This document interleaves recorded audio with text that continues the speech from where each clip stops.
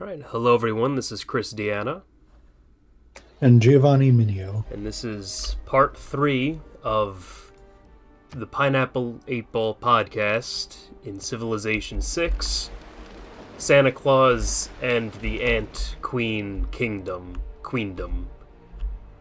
The Ants. The ants. So just to preface, this is our gaming podcast, not specifically tied to Civ 6 or restricted to it.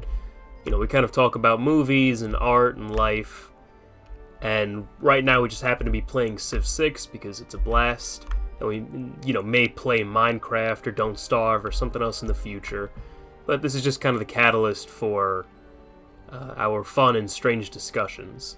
So personally, where I left off is that I am Santa Claus with my religion, the Christmas spirit, with the lion. I have settled most of the, center south of this continent.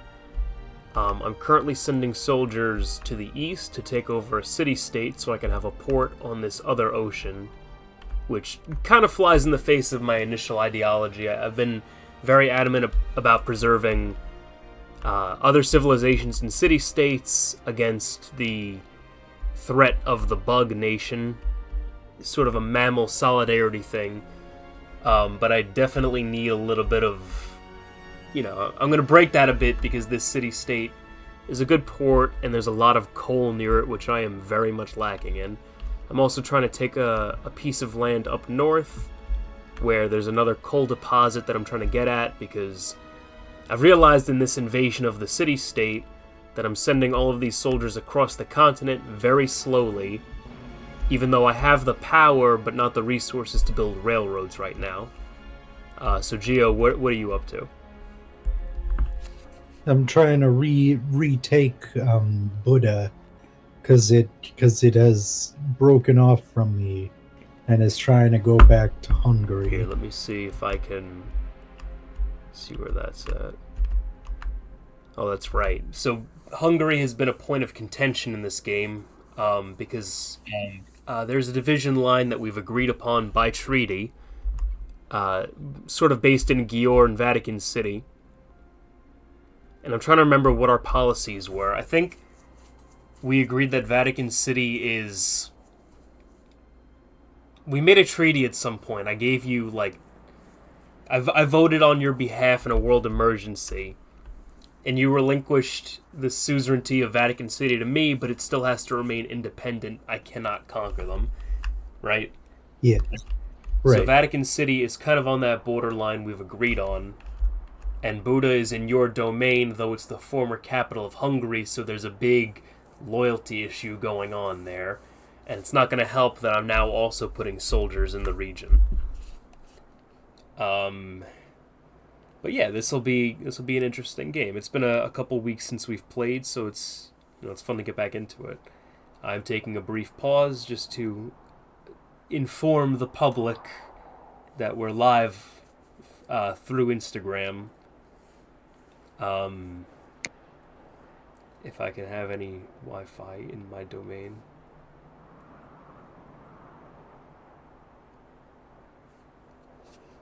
Okay, so we are live. That's good. It shows that things are working. If you will just give me 1 sec, and then we'll get back into the nonsense. Do you have anything you'd like to start with, Gio, or no?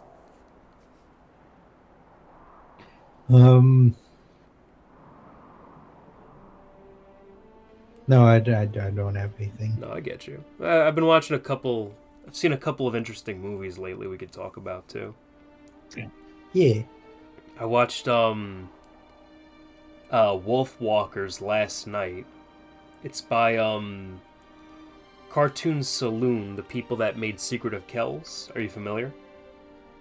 Yeah. It's actually, it's similar to it. A lot of their, just fixing something here. So they do, movies with, based in Celtic folklore, and this is the same thing.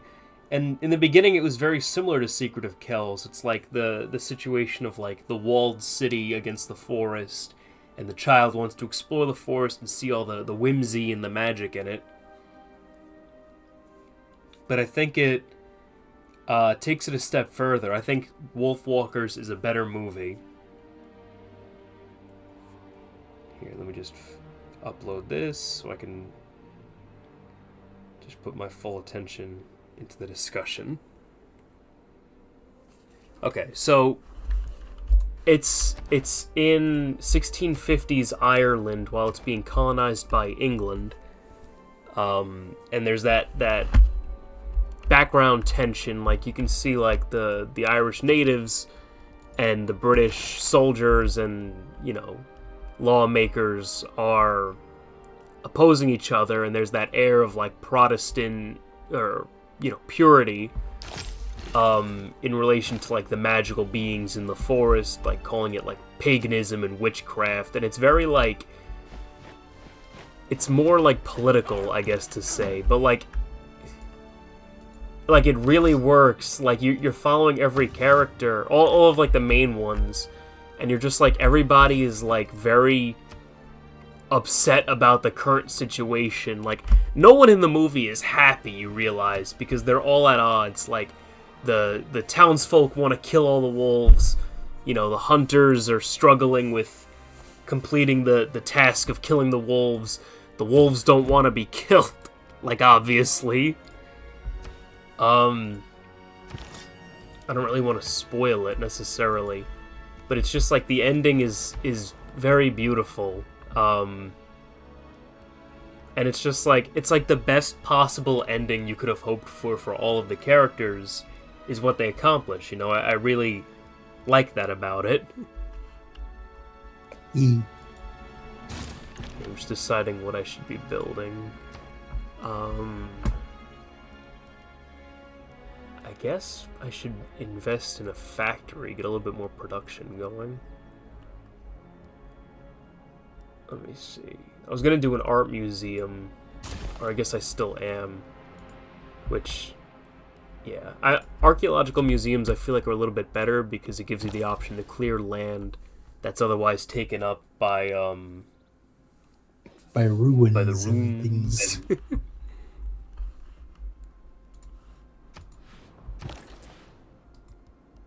Here, let me see.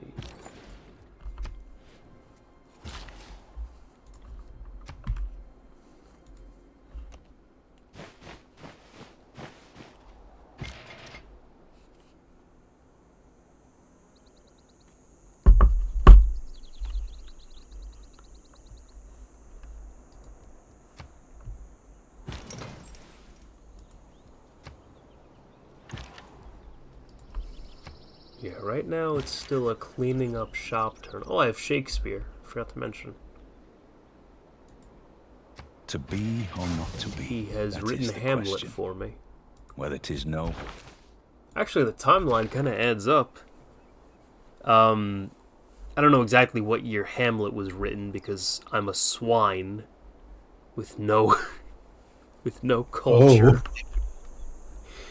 But the year in the game right now is 1580. I mean, granted, this isn't England, this is Christmas land as well, but at least the year is somewhat accurate.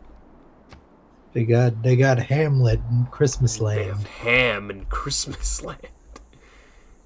The holiday ham. So you know that I have a variety of things that I say to Delilah, my cat. Yeah. And because she's ridiculous and I have to inform her.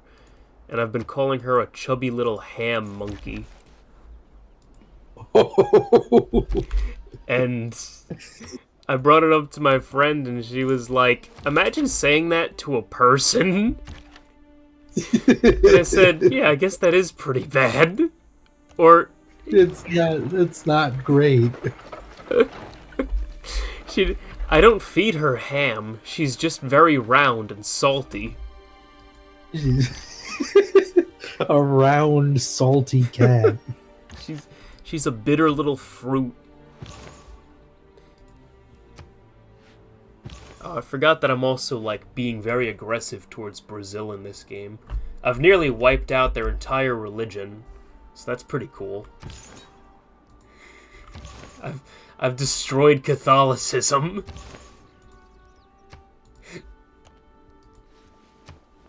Have you seen Wicked, or do you plan to see it? The movie. I have not seen it, and I don't plan on seeing it. Get you. Did you see the musical? I think so, but like if I did, I remember little to nothing from it.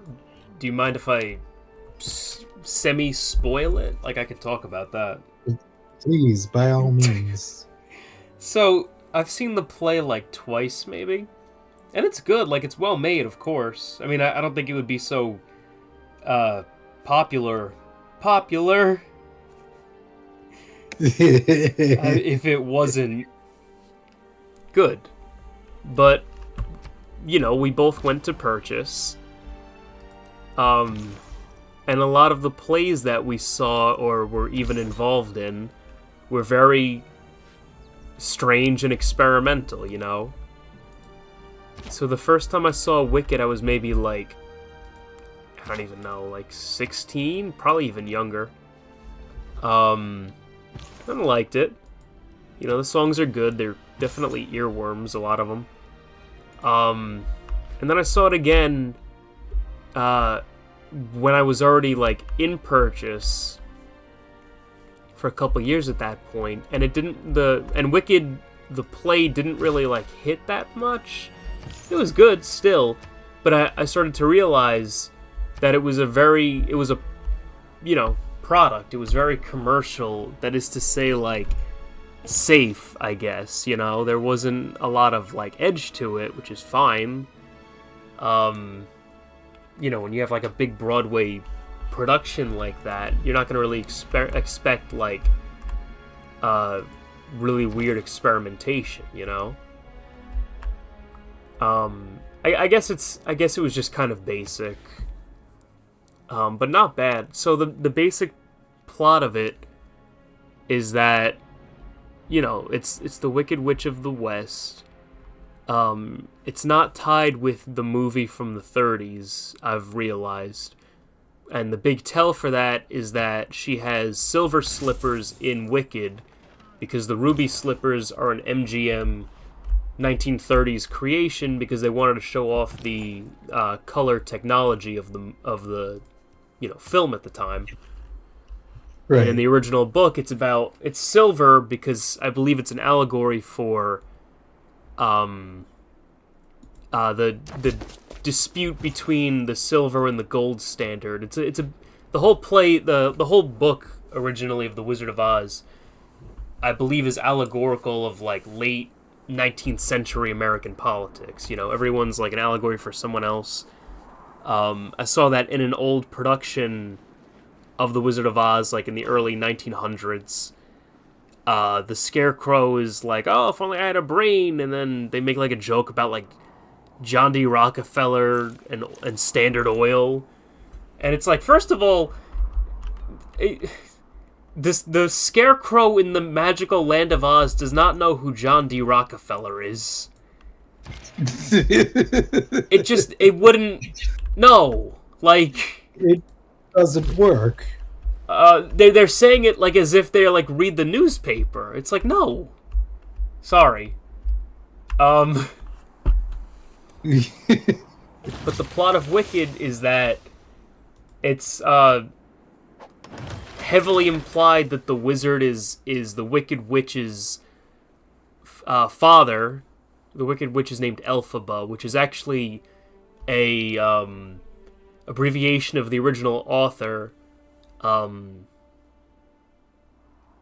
blanking on his name, but it's like LF Bomb or something. So it's, you know, you squish it together, you get Elphaba.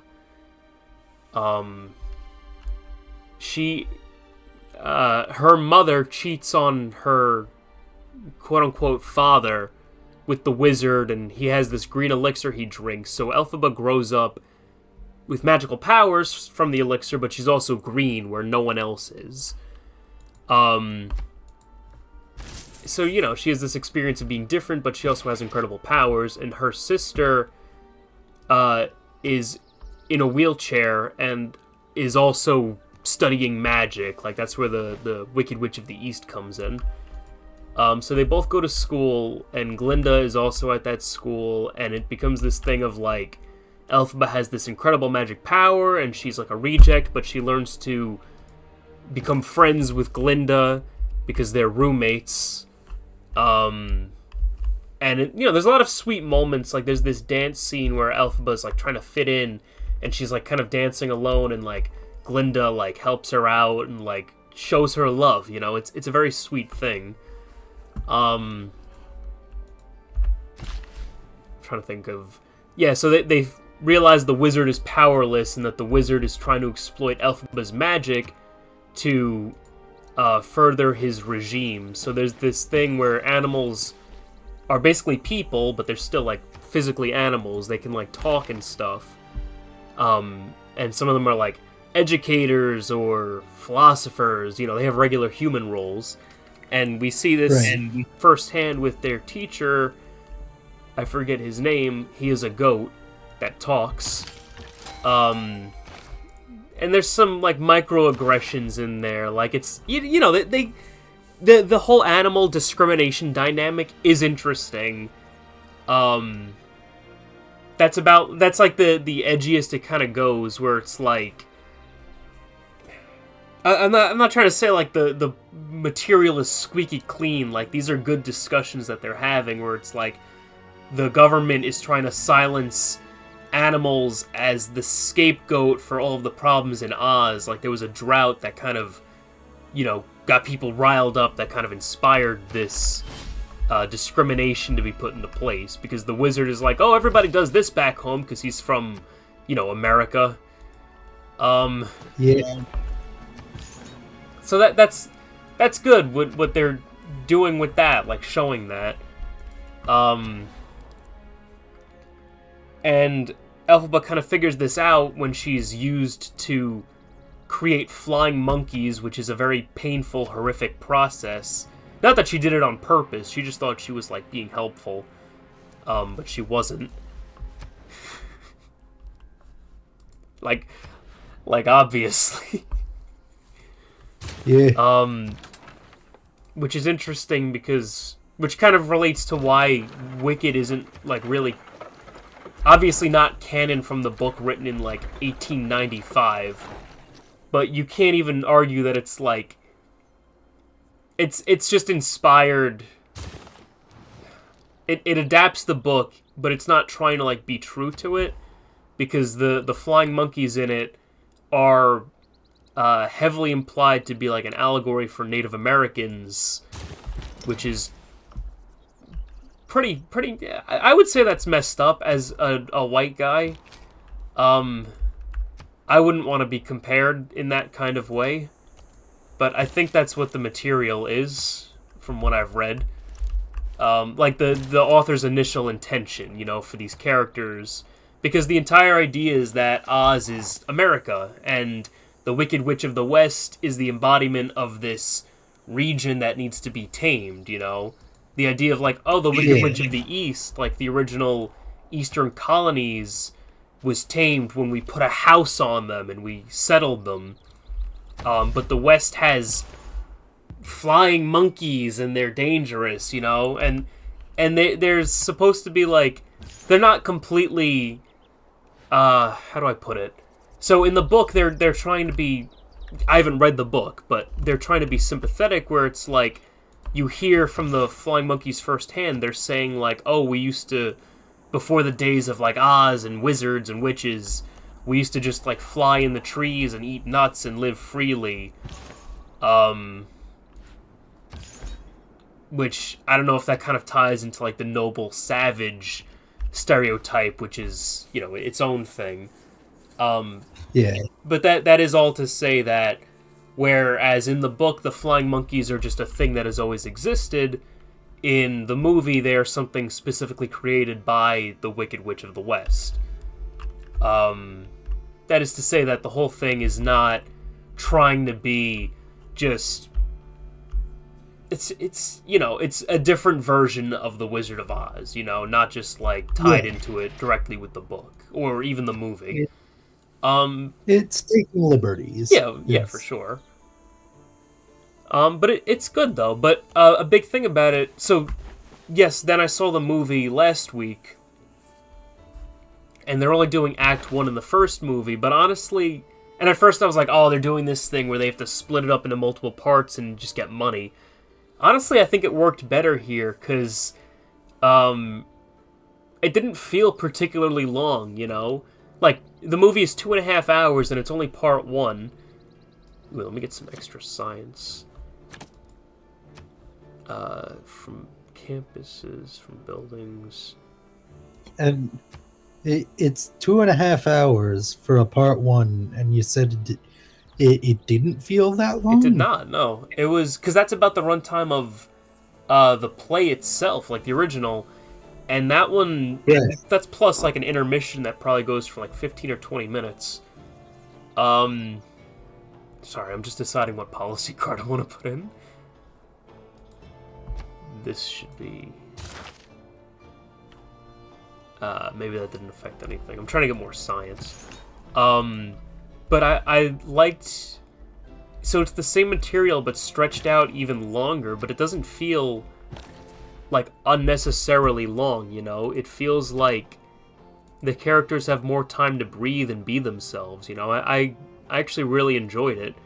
And I always thought, like, oh, well, the play was... Or, you know, I started thinking, like, oh, the play was a very commercial-feeling thing. It actually translated really well to the movie. Like, I liked the movie of it better than the play because it always felt like it was kind of meant to be a movie, you know? And, you know, they do really well with all the music and the acting, and I'm very big on, like, good camera work when it comes to these musicals, or, like, editing, too. Because it should be very fast-paced and just, like, click in beat with the music, and I feel like they got it down pretty well, you know? And that they had a little bit of fun, too. Like, they're not, like... You know, they're not, like, doing Cats, where they just completely shit on the original material. But they're a little... They loosen up a bit sometimes. There's a funny moment. One of the more popular songs is the song Popular. And there's this one part where, like, Elphaba's laying on the floor on her back, just kind of like confused because it's all like so much to take in, like all this like help and, you know, these lessons she has to learn from Glinda. And Glinda, you know, Ariana Grande, is on her back, like walking, almost like crawling on her back on the floor, you know, like when you're on your back and you're like pushing with your feet, like you know what I mean. It's so weird to describe. Yeah. And it's just such a funny sight. Like, they're having fun with it, you know? But yeah, I liked it way more than I thought I would. I didn't... You know, I was like, oh boy, like, here comes the Wicked movie, but I think it works pretty well. I mean, that's a good takeaway to have. Like, I think... This is a very general thing to say, I'll admit, but... Like, I think that is something that's sort of difficult to appreciate, especially with modern movies, is just being able to enjoy things, you know? Yeah, for sure. And now for the movie I hate! Complete 180. Here, let me give this a good... look over, because I need to figure out what direction my empire's going in.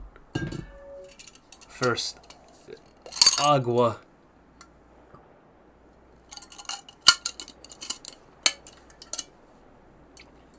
I actually don't know what I'm... So I'm shipping my soldiers out.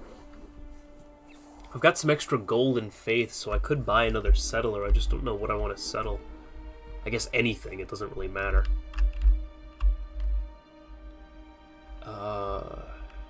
Maybe just below Nazca, just to pad out that region.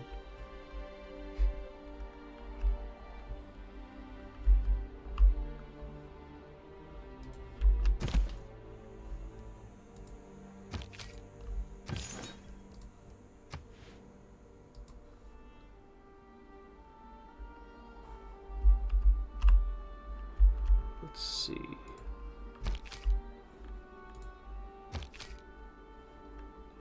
Alright, I'm going to... Well, I don't know, actually. Yeah, I guess I'll buy a settler and then just... Might as well settle some more land.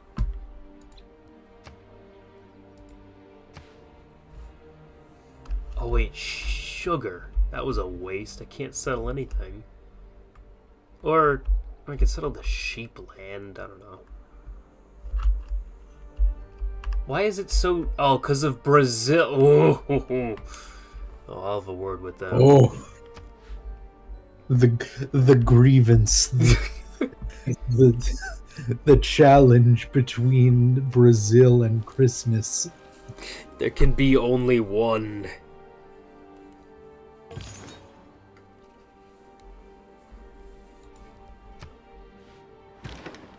Alright, I forgot I had boats exploring. Let's see what's up with that.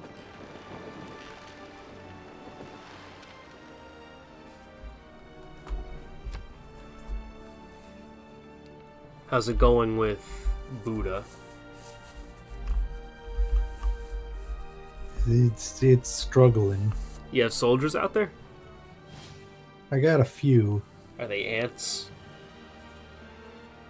One of them is. The other ones are other things.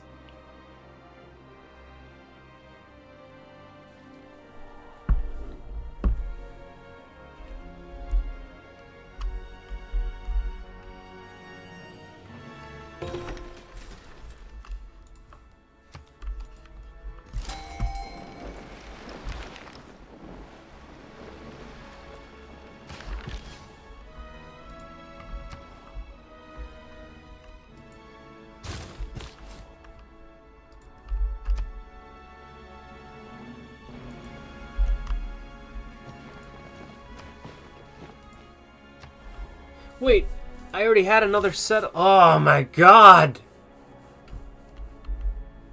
I didn't even look at what I had. Fool! I had a whole other settler this whole time.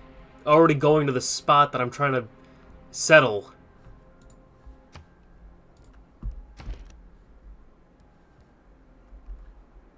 God.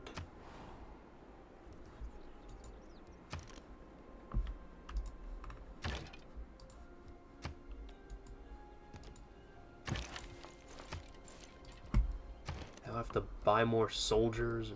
Damn it.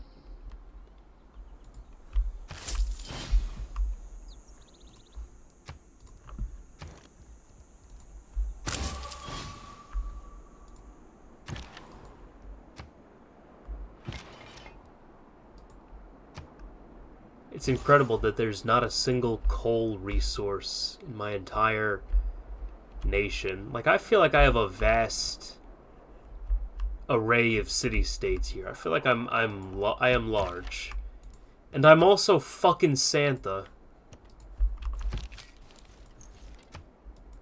I don't think I should be cursing as much, but I should be entitled to the coal. It's my thing.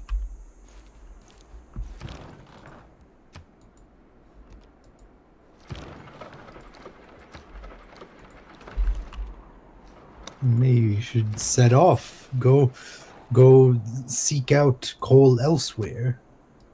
What are you implying? I'm implying there might be coal elsewhere.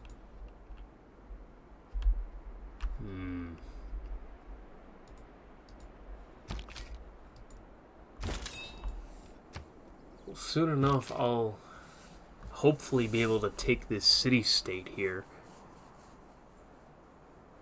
It's just like, it's taking forever to get my soldiers through, first of all. Second, Hungary is like putting stuff in the way, so I don't even know if I can take them. They only have ancient walls. It's just, I'm trying to get my cannons there efficiently. It'll take 12 turns, my god. Do you mind if I... Right, so hopefully by then you'll have Buddha. Do you mind if I put my cannons through your territory? I mean, we have an open border treaty, but I'd like to run it by you. Yeah, I don't mind. That's fine. Thank you.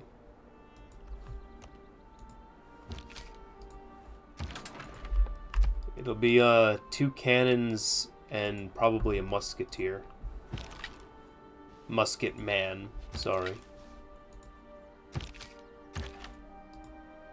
Which begs the question, we always show the musketeers with swords, but doesn't their name imply that they would have firearms? Yeah, Oh, alright, just checking. it doesn't make sense. Hmm.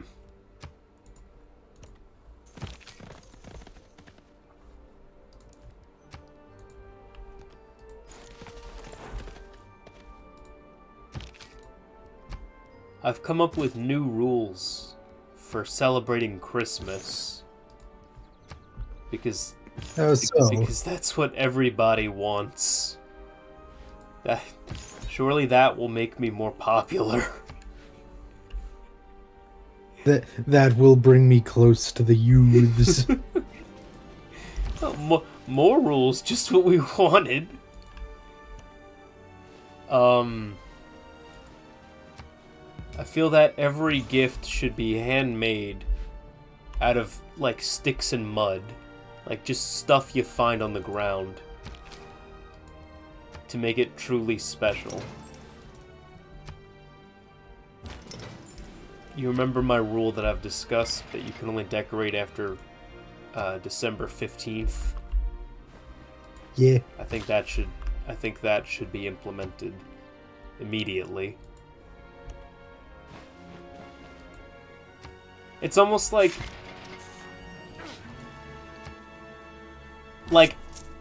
so logically, December 1st is a fine time to start decorating. It's a countermeasure because people couldn't behave and they were decorating for Christmas before Halloween even ends. So now they lose. So not only is it not set back to 0, which would be December 1st, they have to give a little bit. They have to wait even longer into December to do it. Otherwise, my squadron will target them.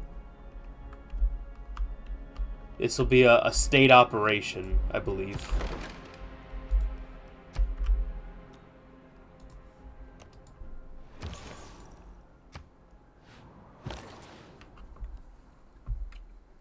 I have to increase my armed forces to spread merriment throughout my empire. And enforce Yuletide carols on foreign governments.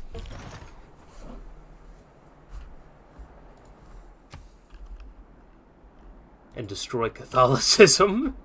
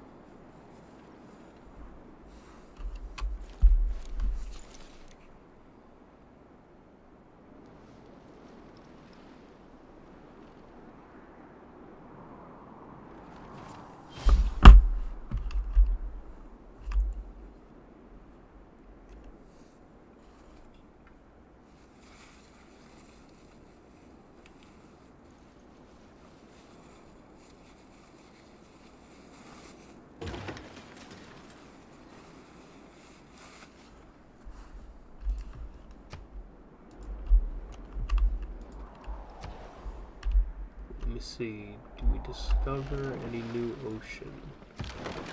Any new land in the ocean?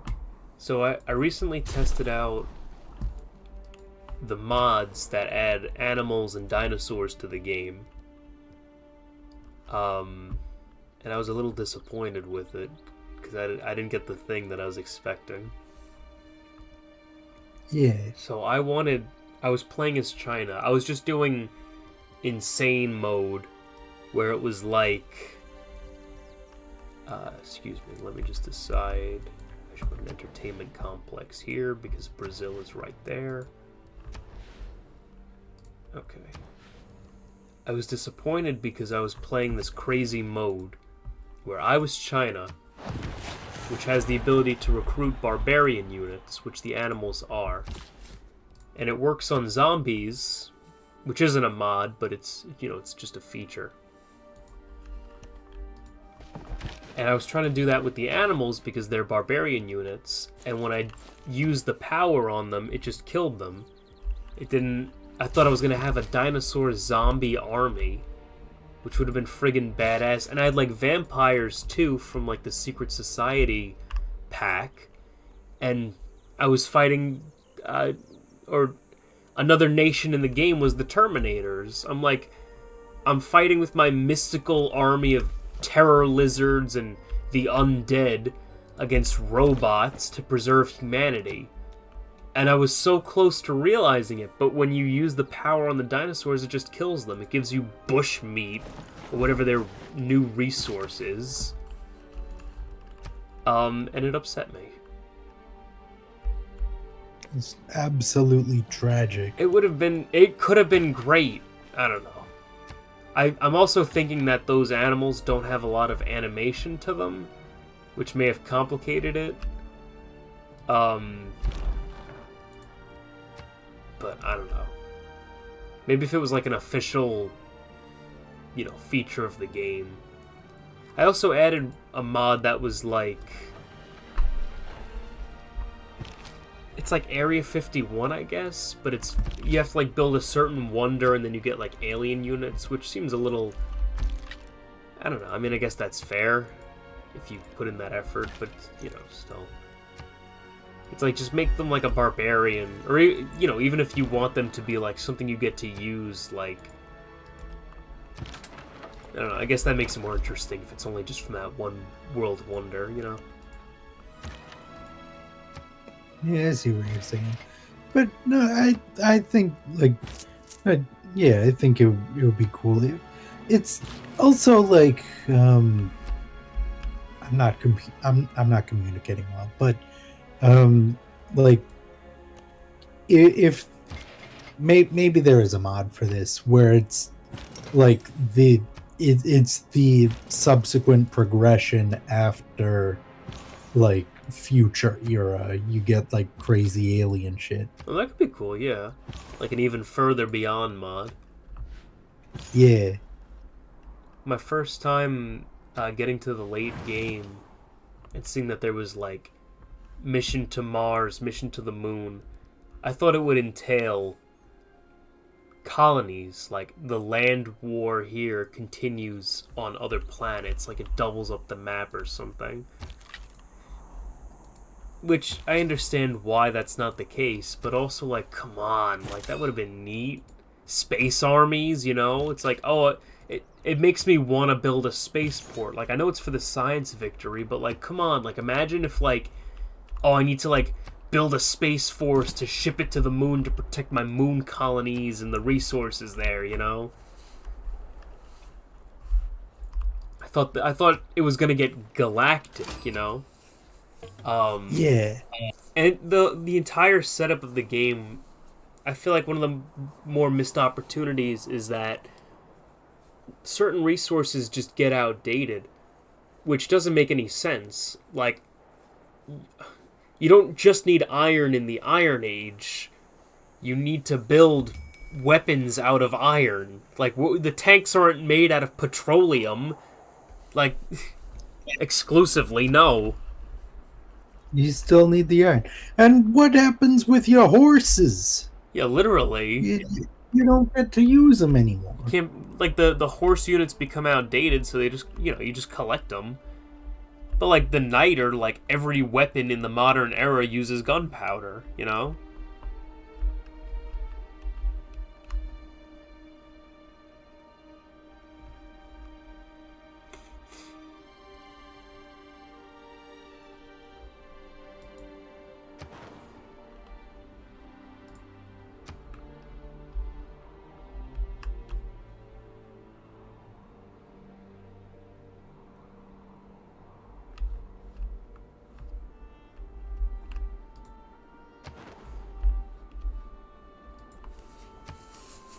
I don't know, I think it would just make it a bit more intense if you had to plan around that kind of thing. Like, you always have to make sure you have iron mines because they're constantly relevant, you know? Like, it just seems like kind of a waste to have them become outdated. Especially if you're, like, if that's, like, the focal point of, like, a lot of your colonization, right? Like, if you settled your city over there because it has iron deposits or something. Yeah, I get that. And then and now the resources available to this city aren't relevant. Like, that sucks. Yeah. Like, that's your whole strategy, like, kind of, at least your early game strategy going out, you know? I mean, I'm doing that right now just to get some coal. I'm settling very inconvenient locations.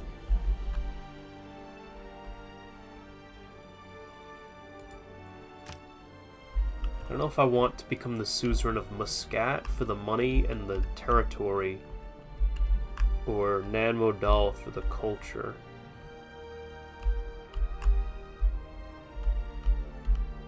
It sucks. How's my culture looking? How far is this going?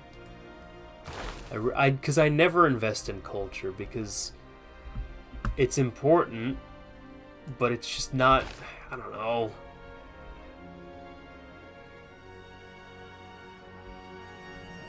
And I'd like to invest in Anshan for the science, but I'm about to invade them.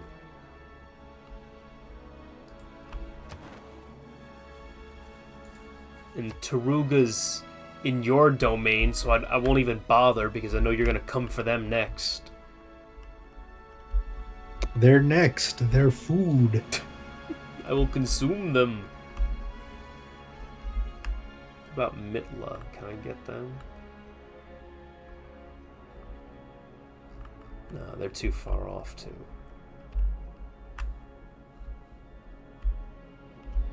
Yeah, screw it. I'll go for Nan Modal right now. Helps me explore down there a little bit. Not much, but now I know that I can't traverse the southern sea. There's just an ice patch.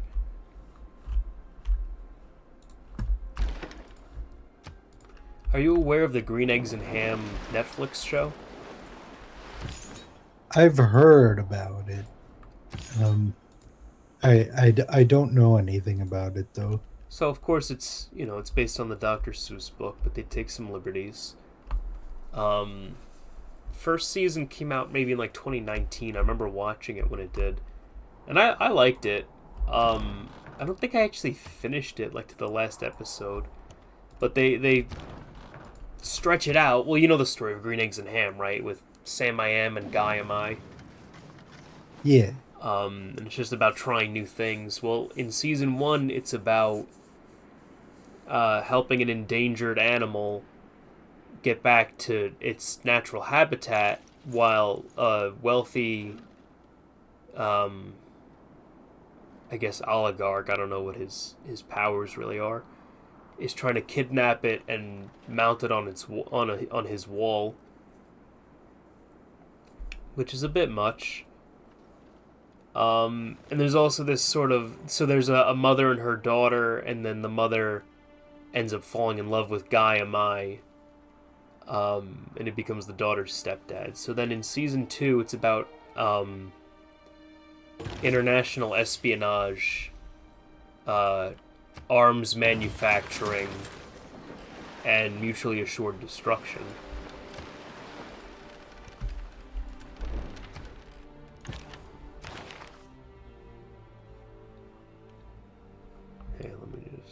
Let me research this. Yeah, so, obviously the natural progression. So basically what happens is that Guy Am I is an inventor, but everything he invents blows up. Sam I Am loves Green Eggs and Ham because his long-lost mother used to make them for him when he was a baby, and he's been searching for her by trying to find, like, You know, like, oh, this was made just like Mom made it. Like, this is a sign, I have to go find her, that kind of thing. Like, trying to track her down. She turns out to be a spy, trying to get this ancient energy source called the Mu. For as, you know, serious as the threat to everyone's lives are, they still have silly names throughout, which is just in character. So yeah, that. And let me just... I have field cannons now, very nice. Yeah, so she's trying to get this energy source. There's these two nations called Yukia and Zukia, and she's trying to get the energy source for one of them. I forget, because they're the same thing.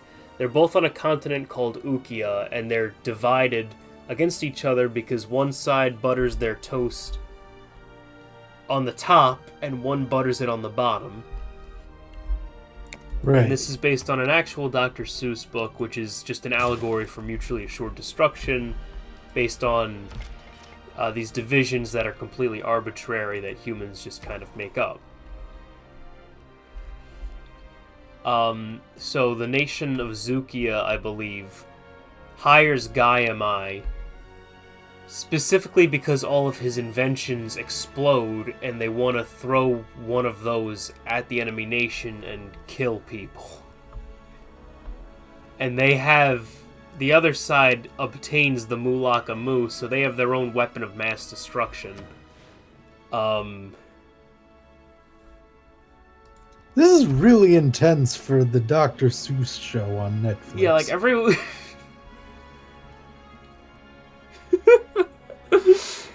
everyone is, everyone thinks they're gonna die at the end. Like, the two nations... So the heir to the throne of, I guess, Yukia is Luca Baduka, the Duca of Yukia. And the Zooks have him hostage. But Giovanni is also, like, indoctrinated. They're also, like, kidnapped and interrogated initially before they're like, oh yeah, this is a great place to, like, live with my now pregnant wife and my stepdaughter. And he becomes completely obsessed or misinformed. He's brainwashed. He's like those evil Zooks. You know, it's like, ugh. Or Ukes, whichever one he opposes. And Sam's secret agent mother doesn't really care about either side. She's like, oh, I just want to get paid. And she realizes that's wrong. But the ending of it, like, they both fire their weapons at each other. And, you know, they have this stuff called Gulaka Goo, which was kind of a decoy at some point that absorbs the heat from the explosion, so nobody gets hurt. And then they all kind of realize the error of their ways. They've upturned millennia of bigotry. I guess the fear of death kind of puts that into you.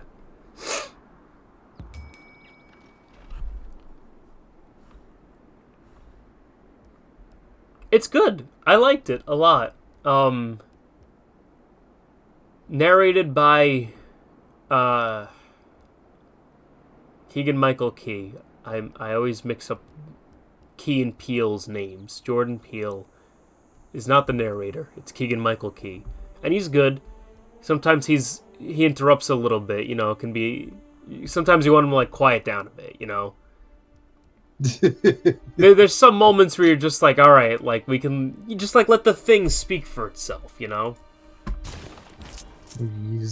In comes Keegan with the rhymes. And he's good with them, too. Like, they have fun, you know, it's all a lot of fun. Sometimes Sam is annoying, but that's also kind of his character. Like, he annoys the people in the show more often than me as the viewer, but that's not to say that he doesn't, like, annoy me. You know, that's the big thing with writing a character that's annoying. Like, they have to be more annoying in the show than, like, to everyone else, you know? Otherwise, it's just, like, not a... You know, you don't want to watch the thing. But no, like, you know, they play on that, like, oh, Sam is such a blabbermouth, but he's also got, like, a heart of gold, so it balances out.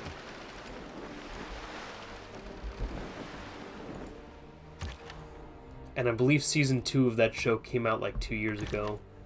And they don't plan on doing a third, which is a bit of a bummer, but, you know, I don't know what else they would even do. They survived nuclear annihilation, so I don't think you can really go much higher than that. And I've noticed that's a thing with Netflix lately, where they're doing limited miniseries, which is fine. Green Eggs and Ham, Arcane just had Season 2, which was pretty good. The Scott Pilgrim cartoon only had 1 season, but, like, honestly, there's, you know, that's fine too.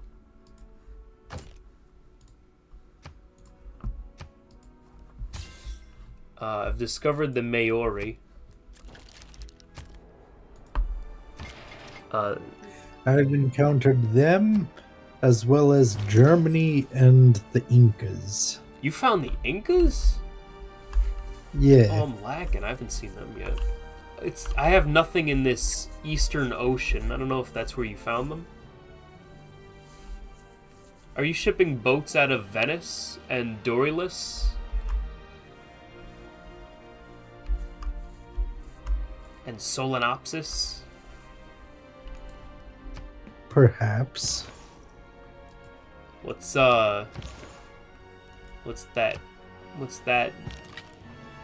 suspicion there?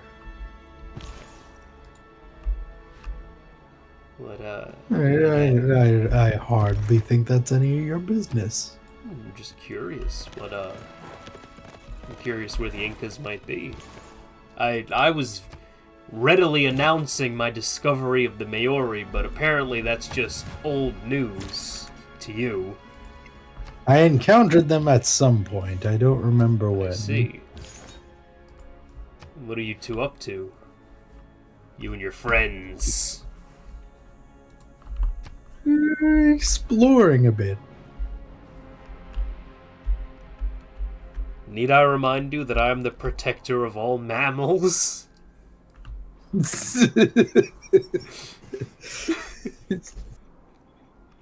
I will concede. I will concede to that. Except for, I guess, the cows that I'm harvesting in my fields. My horse factory.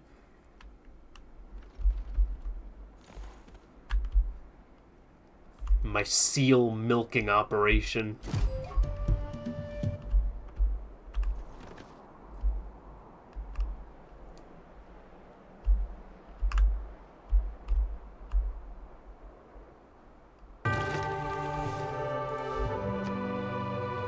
I'd like to at least circumnavigate the planet. This is ridiculous.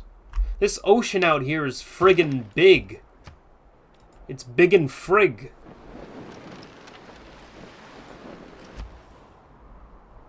Oh, goodness. That's a lot of soldiers. I built, I guess, the temple to Artemis. Now I have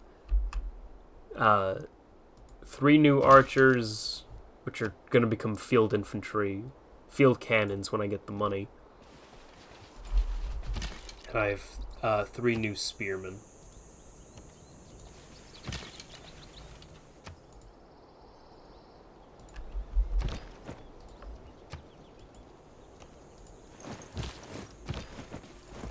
Well, this works out nicely. That's a lot of soldiers.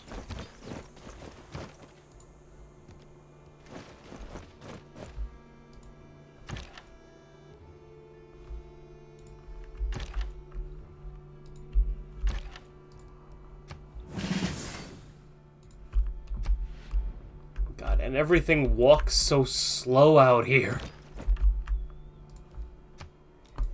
I'm about to start harvesting coal. I'm about to settle this city and start harvesting coal. It's just taking 2 eternities.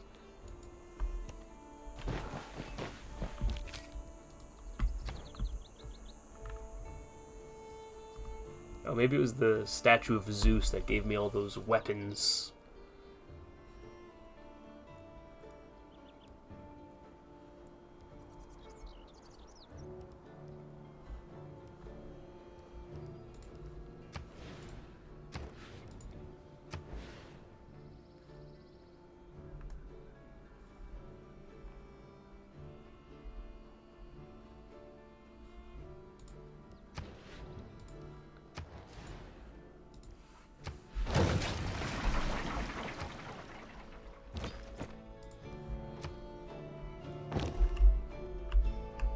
I'd very much like to declare war already, which is a thing I have yet to do in this entire game.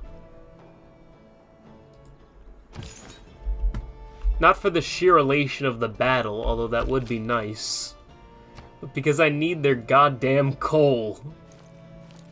And, and I'm putting soldiers through Buddha. But it's still, it's rebelling. It's a dangerous scene. It's a dangerous scene. You did this. What do you mean? I blame you. What do you blame me for? It was fine until the bugs showed up.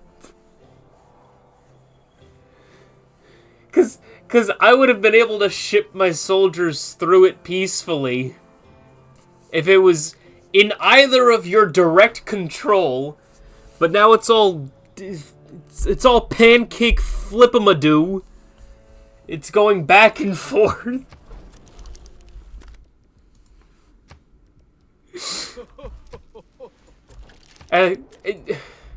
Just wipe it. Go on. I'm working on it. It's alright.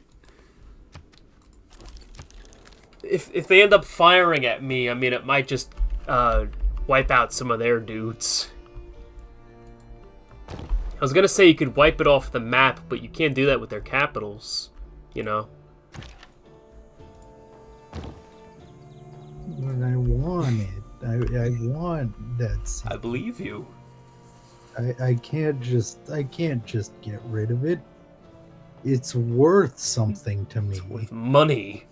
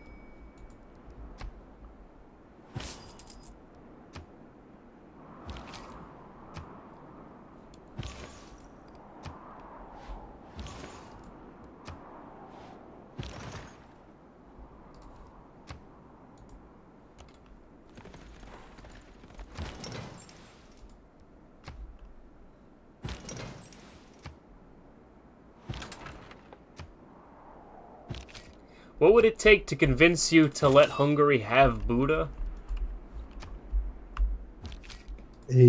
A different city in its stead. I see. I'm considering how much any of it matters to me in this region. Huh.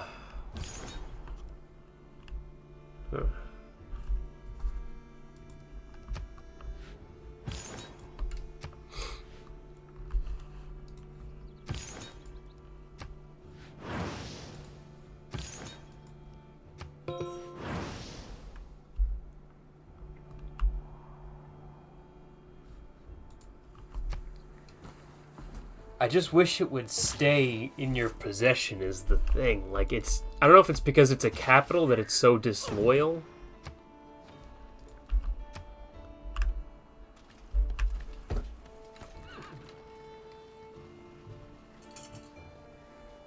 Oh, Hungary's sending in catapults and stuff, too.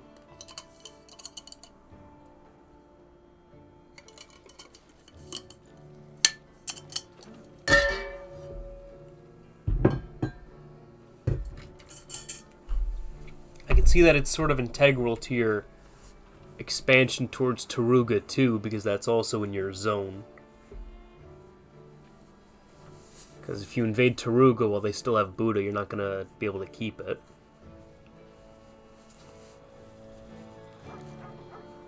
I may need to go back to war with Hungary if they get Buddha. You made peace with them? Yeah. Oh, I didn't realize. I thought you two were, I thought you were still at it.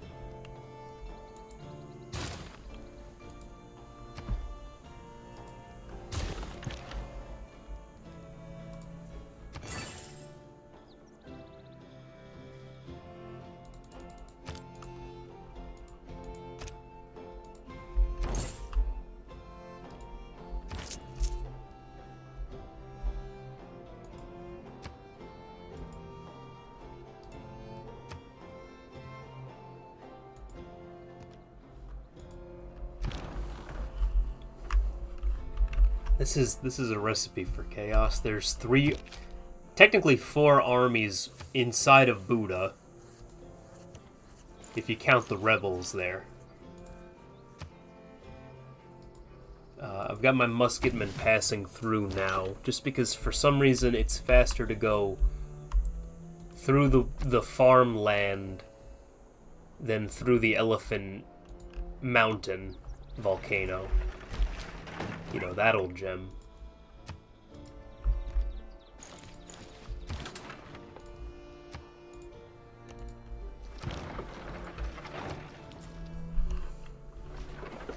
I would like peace on the continent, please.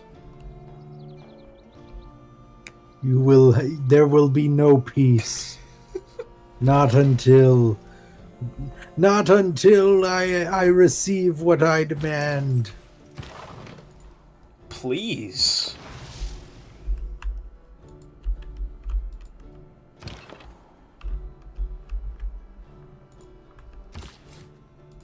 I need to make the world safe for Christmas.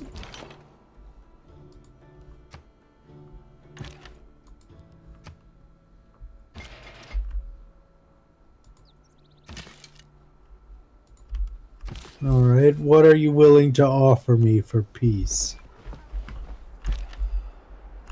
I don't know, I kind of want to see if you take it again. now I'm invested. It's interesting. Because I don't have anything else that I can give you. And it's also not really my war. I mean, my main investment in peace in the region is that I'm just sending soldiers through right now.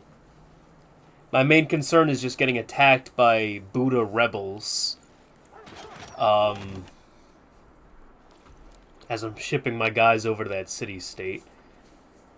I think no matter who ends up taking it between you and Hungary, I have the right to travel through that land by treaty.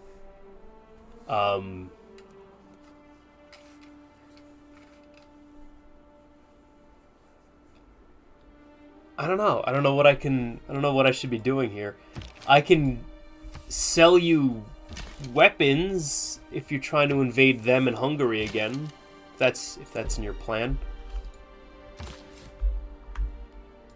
You know, do you need specific resources like niter or iron? Or do you just need money in general? Money in general would be good. Alright, you have 311. What are you trying to buy? Just more soldiers? Yeah. Okay. Do you have anything you'd like to trade? I have $203 right now. If you have some coal, that would be pretty cool right now. I'm afraid I don't. I got you.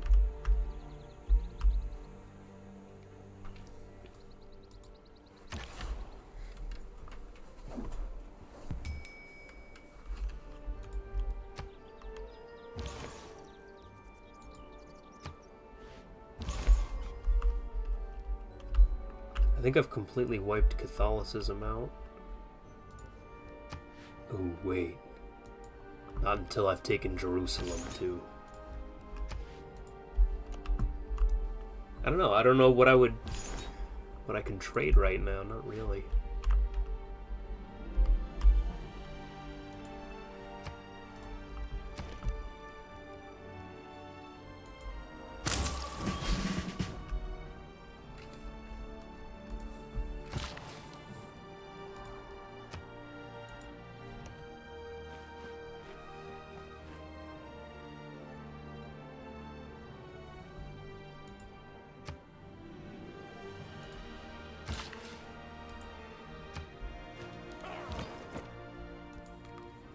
I have soldiers I need to upgrade with my money, but I'll hold off for a second just to see where this goes.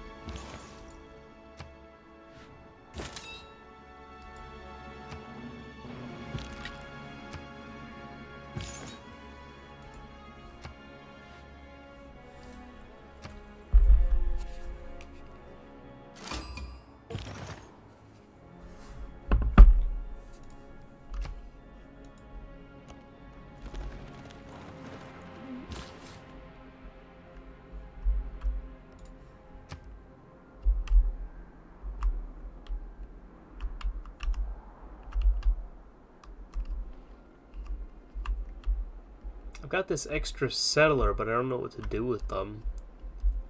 I guess more interior land, but I'm thinking maybe off the continent would be interesting.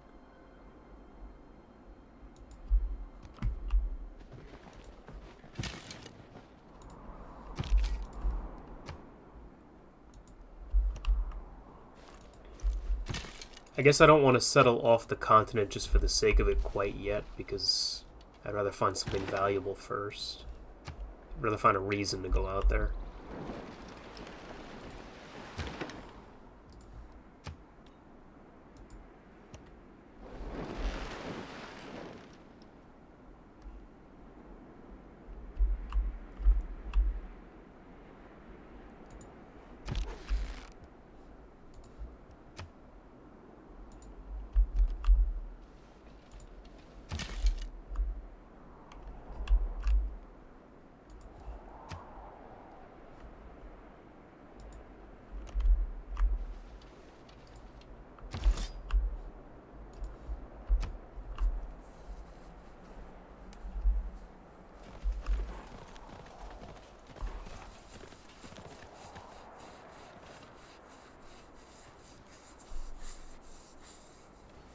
Could I convince you to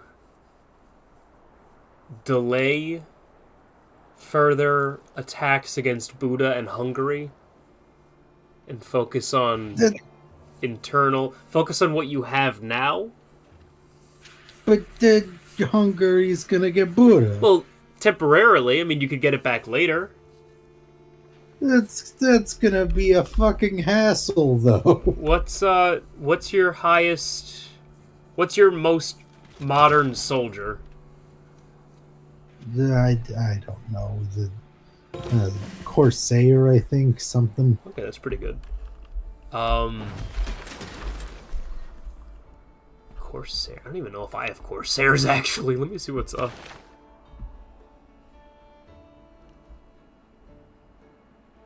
Oh, so then you have field cannons, too. Am I right? I think so. I might. Okay. So you have the means to win this. You're not behind. But it's just that money, right? It's money, and I can't get my guys over to the city itself. Right, because of the infrastructure too. So then, you haven't researched railroads yet? I don't think so, no. What about coal? Do you see it on the map? I do not. Okay, no problem.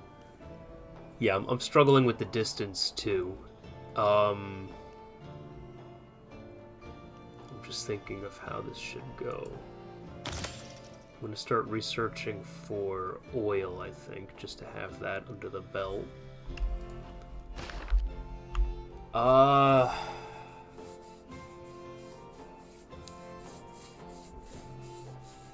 And I need my money too, but I do think that we can make something work here. I can't invade Buddha because it'll just go back to what it is now. But maybe as my soldiers are passing through, I can bomb them and give you the opportunity to take it over with what you currently have. I just need to prevent Hungary from advancing towards it. So, if you can see here, we have a wall of men from the volcano with my field cannon over to Pex with your spearmen. You see what I mean?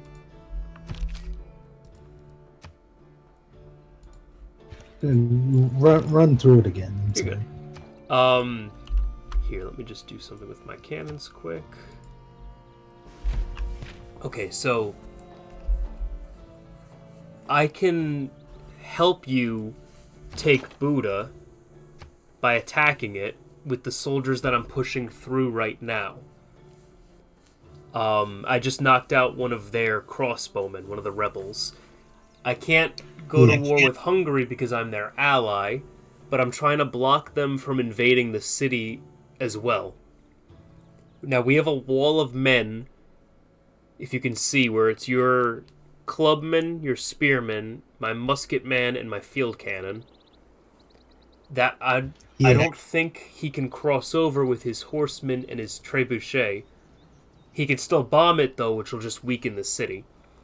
If you can maintain those two soldiers there and not move them, and send somebody on the bottom of it, you know what I mean? Like, if you put a different clubman, a different warrior, to the space across the river to the right of your current warrior, and use them as the attack force for the city, you'll be able to take it. And I'll be weakening it from my positions, you know what I mean? Yeah. Okay. Do you have that extra guy, or do you need cash to buy one in PEX? I might be able to get a guy over there. Okay. Yeah, let's just try to throw that into motion as quick as possible.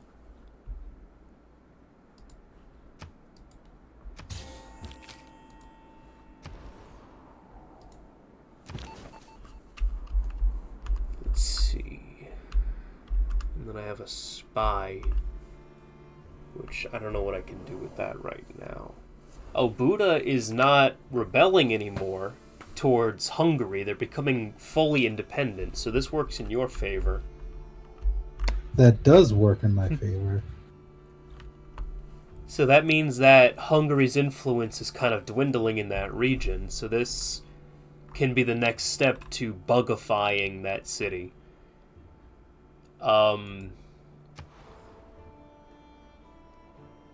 Just trying to see what I can do. And in exchange for this assistance, I don't know, actually.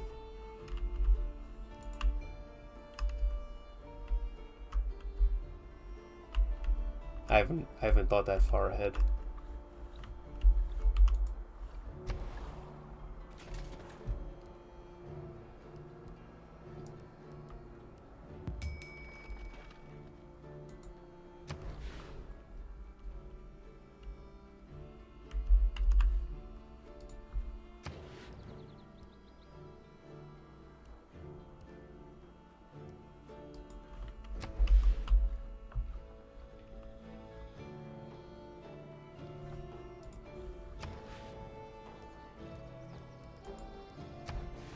Do you have anything specific that you'd be interested to trade me?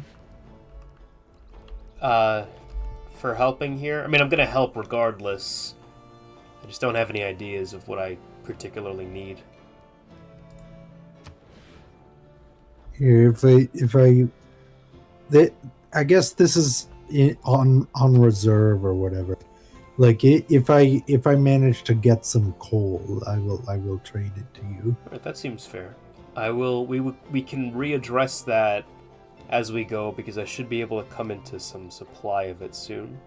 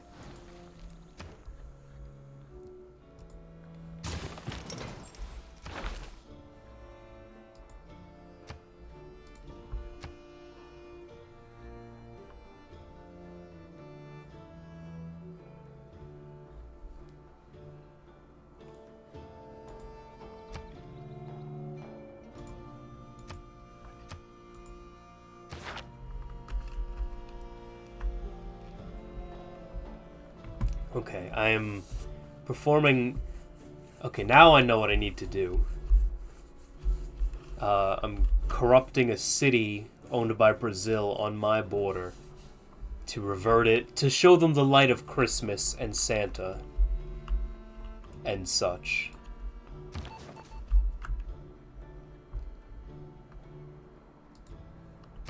And it's completely ethical because I'm not declaring war on them. It's the bare minimum. Hypocrisy to the tune of Christmas.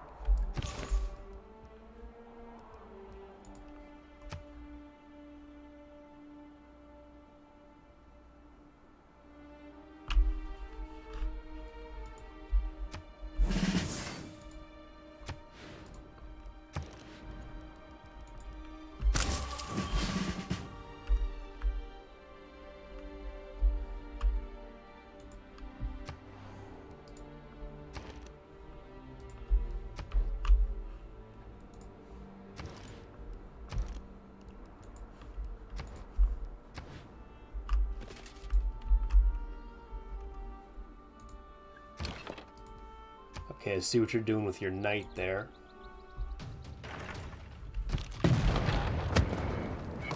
I'm attacking the city again.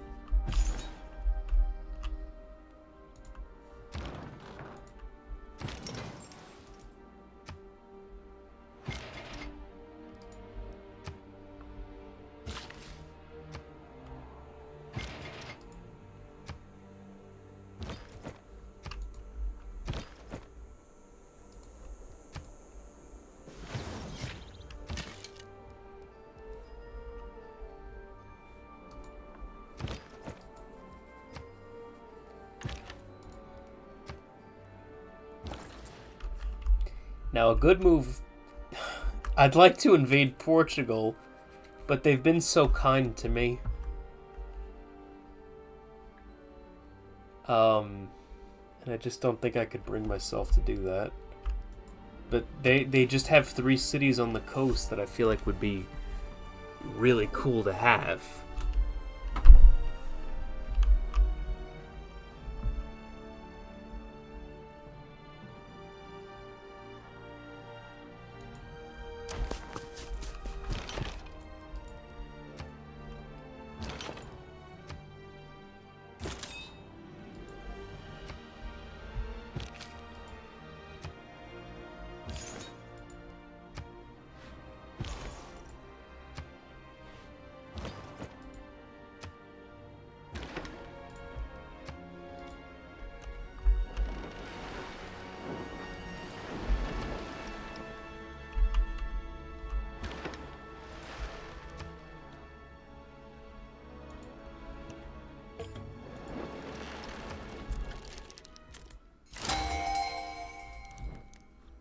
The Maori want horses in exchange for open borders.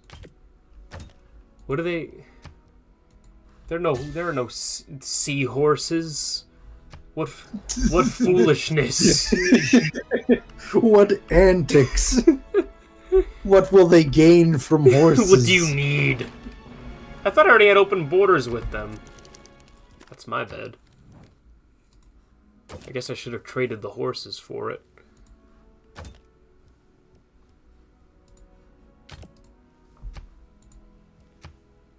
Damn, they really want some scratch for that shit. Friggin' hell. What if I give you more horses? God knows I don't use them. It takes 4 horses, but I'm giving them 5 because I'm just so swell.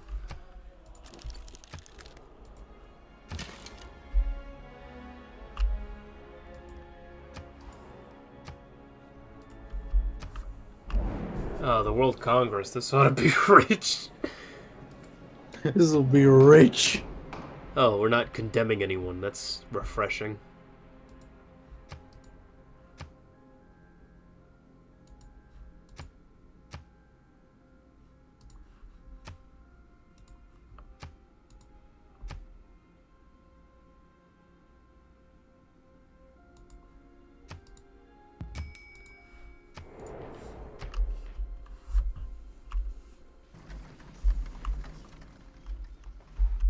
Okay, they're rearranging their soldiers around Buddha.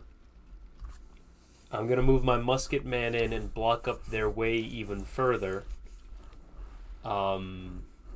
See what kind of damage you can do with your knight. If it comes down to it, I can... Oh, I don't know, actually. I was going to offer to attack with my musket man, but I can't really afford to weaken them right now, because I need them to attack Anshan right after this. This is my side trip.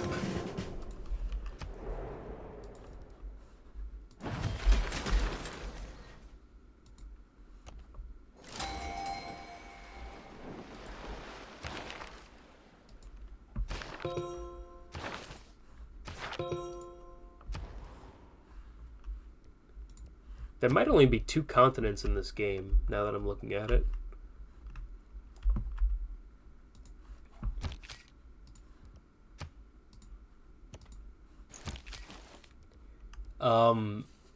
If it's alright, I may pillage the fields in Buddha.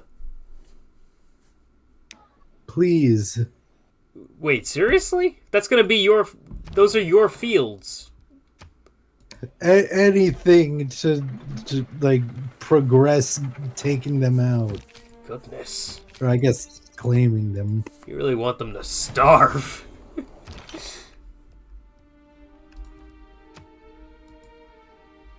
Alright. I'm launching another hit on them now.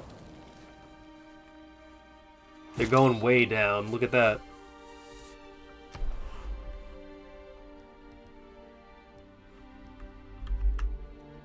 They will call you Ant Queen the Heartless. Let them. Yes, they will burn!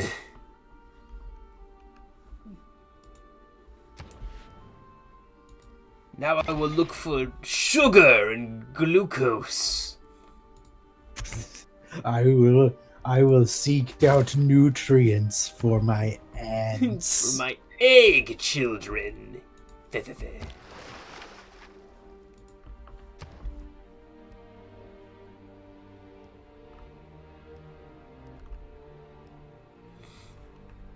Yes, tell us, Justin. The Termite King demands King demands it, Justin. They took my face, Justin. They took my face.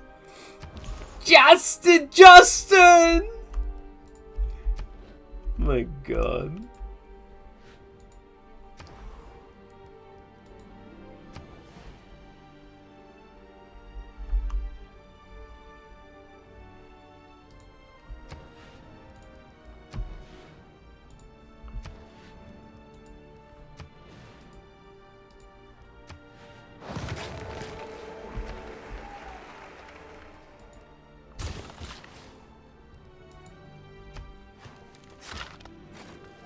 It's the Justin Bieber show. Thank God. Alright, I'm finally harvesting some coal, so let's see where that goes. If it gets to a point where you are, if you want to pay me at some point, I could put railroads in your country, too. You can do that? Probably. I thought I could. What if you could do that? No. No. Just bullshit. I was bullshitting you. I'm the good guy.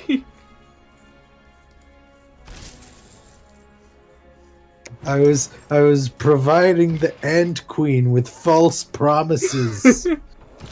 This will lead to war.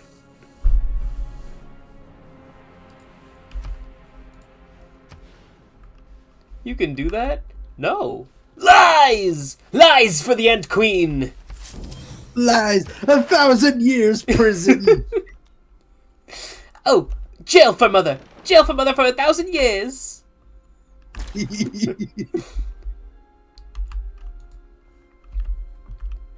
I brought Daphne in earlier this week. Viewers, Daphne is my cat, not a person. Yeah, I had to wrangle a full-on person. I brought Daphne to the vet to get some teeth pulled. And she was not having it for a couple of days after. She did not want to hang out with me. She was giving me, like, the cold shoulder. She gave me a little kiss to tell me that she still loved me.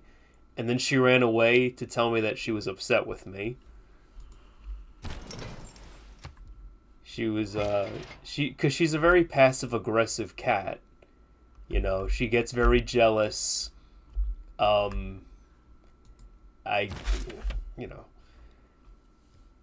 She needed the procedure. I did not expect her to be so uppity after the fact.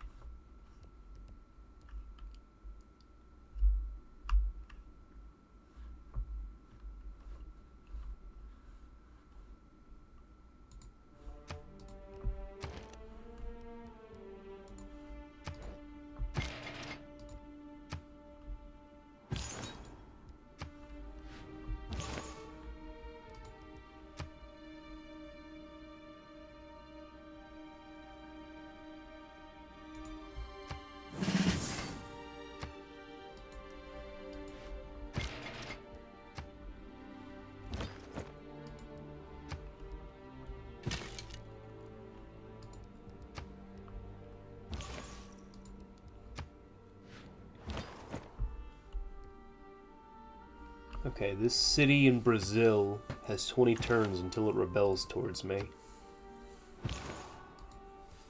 So that ought to be interesting.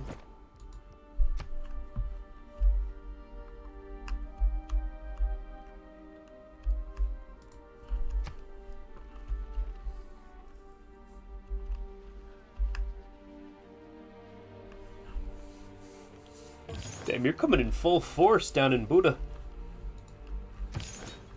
I am on a mission.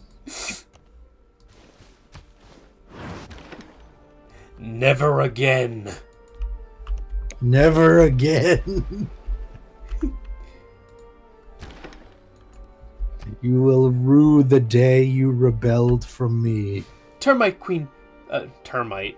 Ant Queen, please have mercy on us. Salt to the fields! There is no mercy. Harvest their brains and innards. I shoot my ant lightning at them.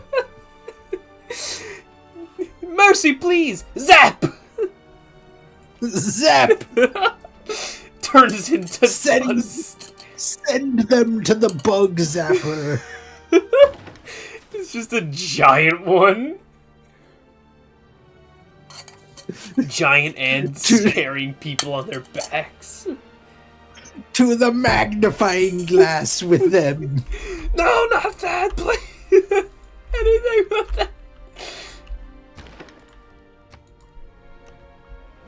To the honey chamber.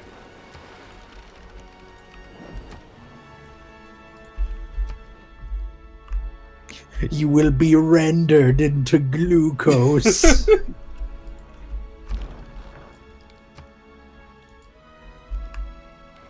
Oh, sugar. Oh, no. Hey, how you holding up with, They have a... Oh, man. I don't want to deal with that. Okay, I'm gonna do a little troop movement here. Because they have a horseman. Buddha, the Free City, has a horseman. I just don't want them to damage my guy. I think within the next 2 turns, you'll be able to take Buddha. I recommend putting an entertainment complex in Pex. And either putting... Have you built the government plaza yet? I don't think I have. If you can, I would build it in Buddha, because any city you build that in is guaranteed full loyalty forever. Like, it won't be challenged at any point. And I think Buddha might warrant that because it's so tumultuous.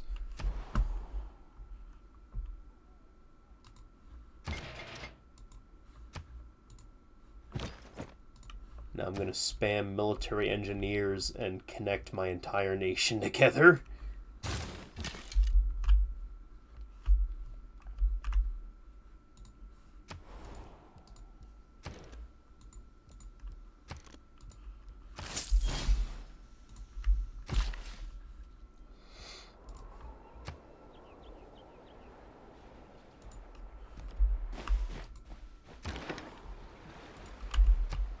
Wait, is it all one continent? Is that what's happening? No, there's an ocean right here. I don't think it connects. Yeah, it's 2 continents. Unless it connects like in the north. I highly doubt that this is 2 continents. 1 continent. I'm trying to convert Jerusalem now. They're not even Catholic, they're just a very prominent religious city.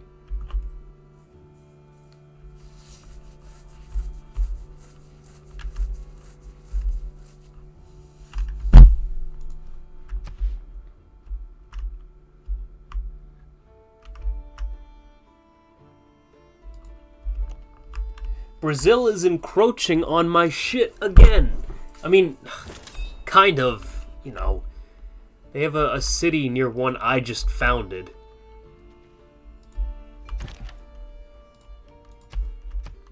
Poppycock.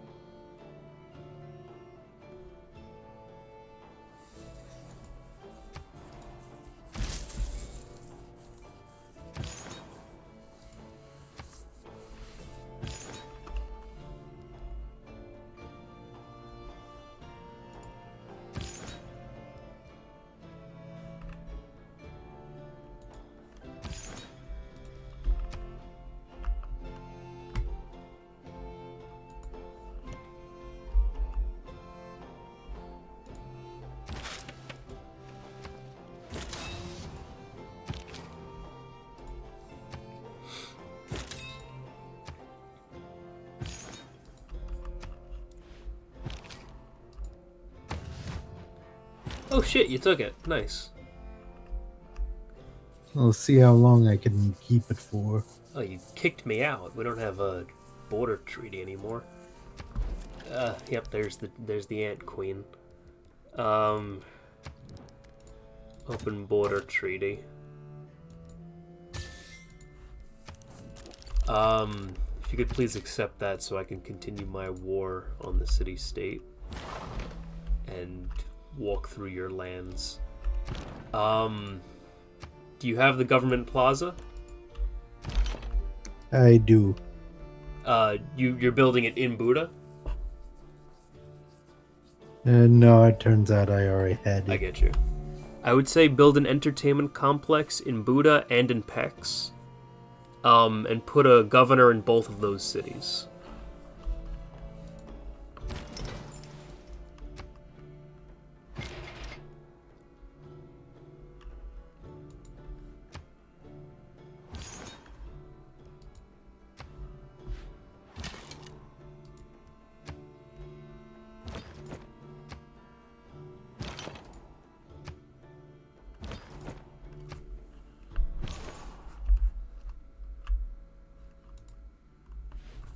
I'm trying to think of... Because it's Gior, you know? It ties in with Gior.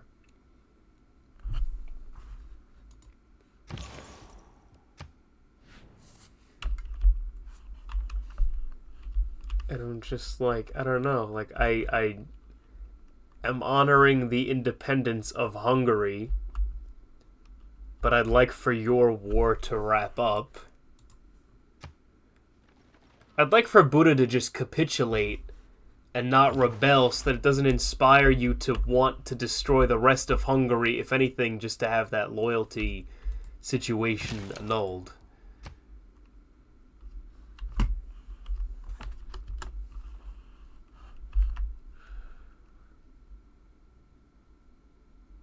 Because then if... Because Gior is in my zone, so if Hungary is completely wiped out, that would be mine by treaty.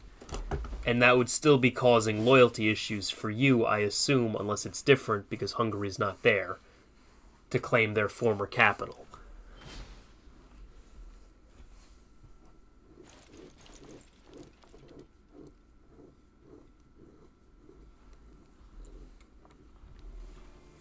What are your thoughts on this? You run through it again. Because, you know, Gior being right there, I think, is influencing the disloyalty. And you were trying to invade it before and relinquish it to me. Right.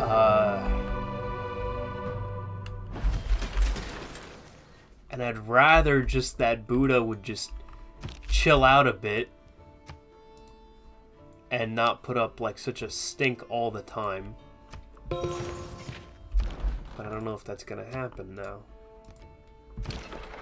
Here, I will readdress this, I think, when I'm done with my invasion of the city-state. Because I'm not gonna commit soldiers to anything in such a state. Like I can't now.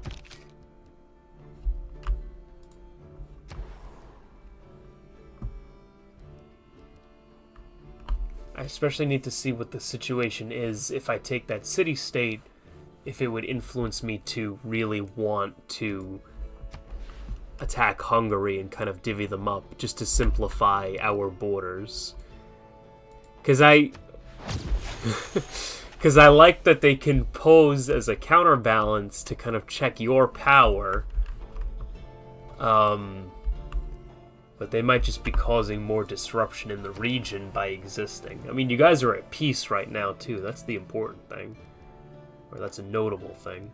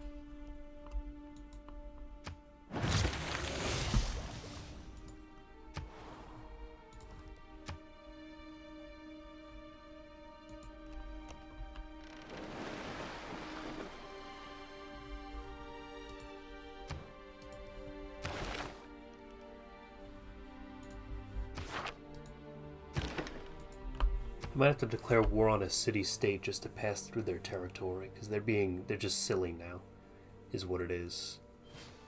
And They're being a nuisance. they're just blocking the way between their land and the ice. So I might pillage their harbor on the way out. Just to get a little scratch.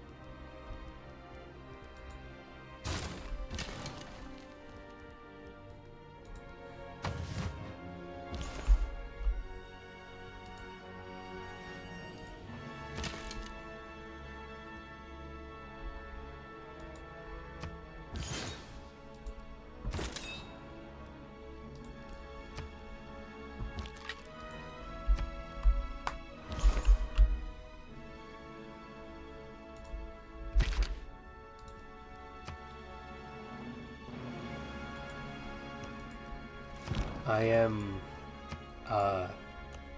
moving my soldiers away from Buddha now. I see that it's about to enter rebellion again. I'm going to complete my mission with the city-state and then see the situation there, and then I can possibly send them back down to help you.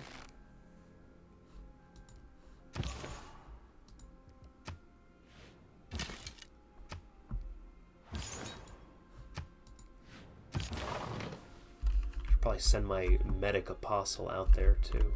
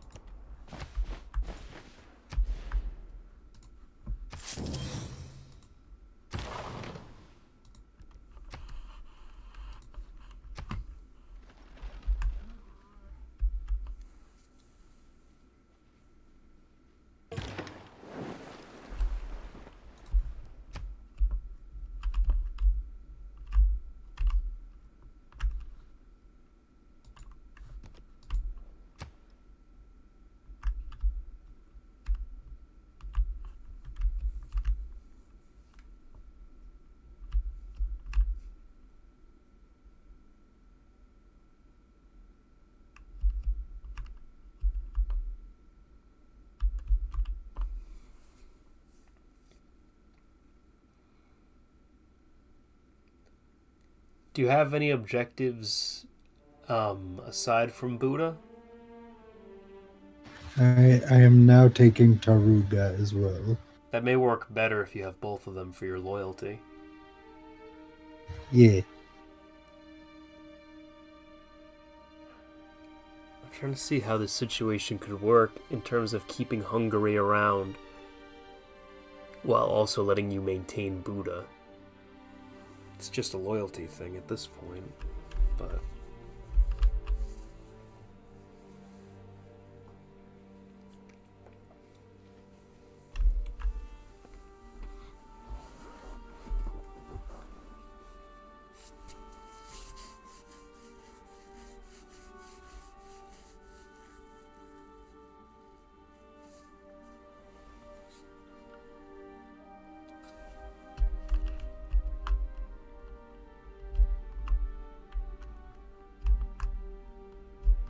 Plus, I'm allied to them, so that kind of complicates it.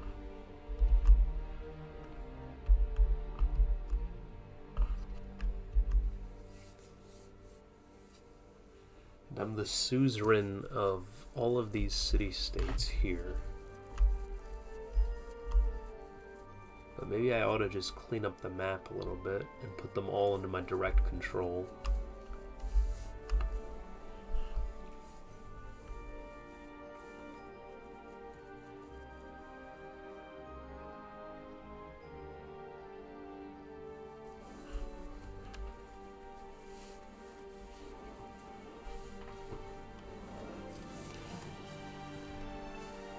And now that I'm seeing it, what happened to... Oh no, someone took the suzerainty of the place that I had.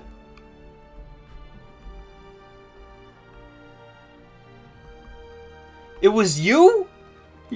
What? Did you take the you took the suzerainty of Gazar Gamu? And not intentionally. Oh, what happened?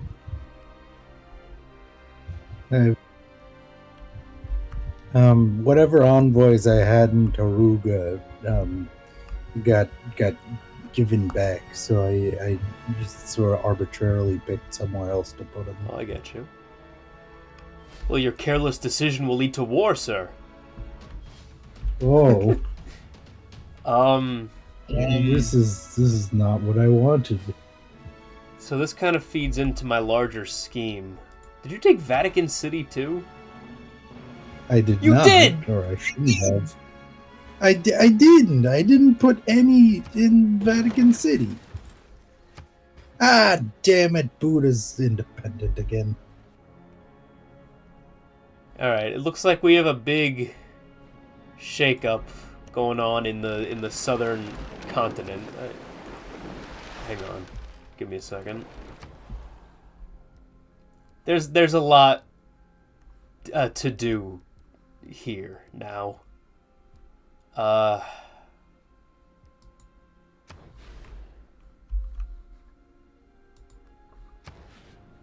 me see what my options are.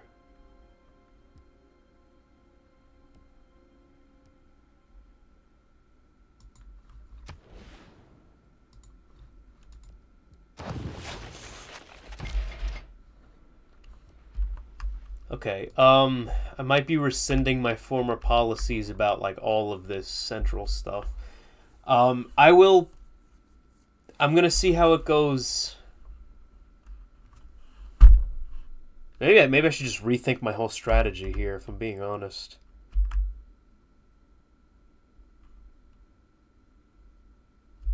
I don't know. Maybe I'll just... Alright. I will invade Hungary and take their top 3 cities that are in my territory, and hopefully that will break the resistance movement in Buda. Now, because I'm also doing this in benefit of your strategy down there, I intend to invade Gazar Gamu and also keep that.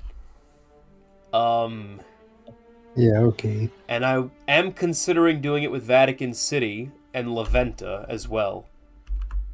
Any feelings on that? I no longer have objection to this. Okay. Vatican City I'm considering letting just be because it's a good buffer. I'm kind of, cross that when I get to it, I guess.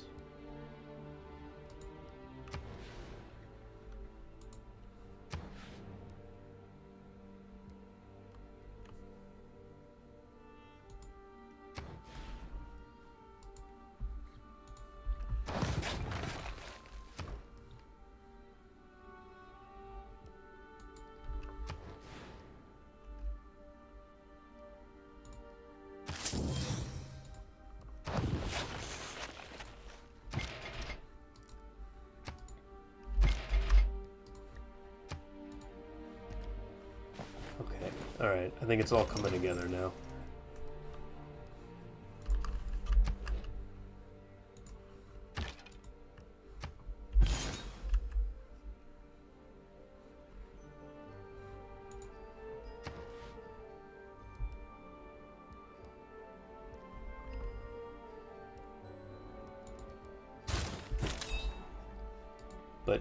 who to attack first is what I'm struggling with. I guess I'll start on both sides and then kind of squeeze in. I'm already sending soldiers to Anshan, so I'll see how that invasion goes when I get there.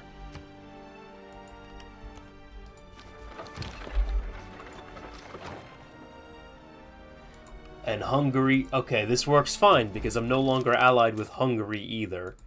I just need open borders treaty with them. Which they're asking for a bit of scratch, but it's fine.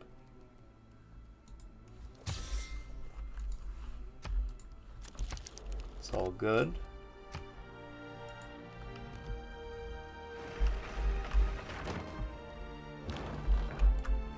I may just start the invasion of Anshan now, just to spice it up a little bit. Because why wait for the cannons, right?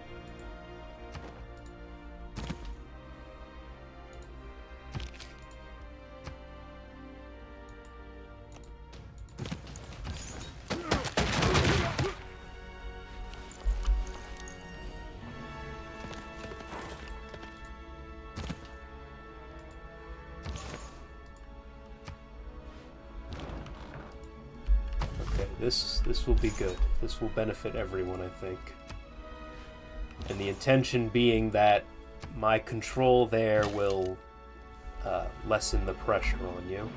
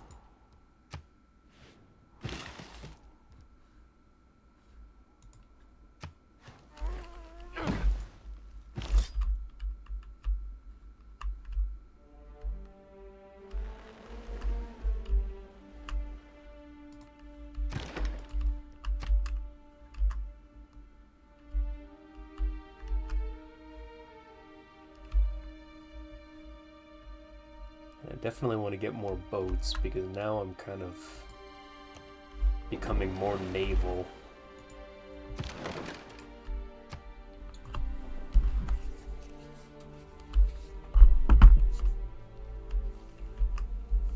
You have a lot of cities.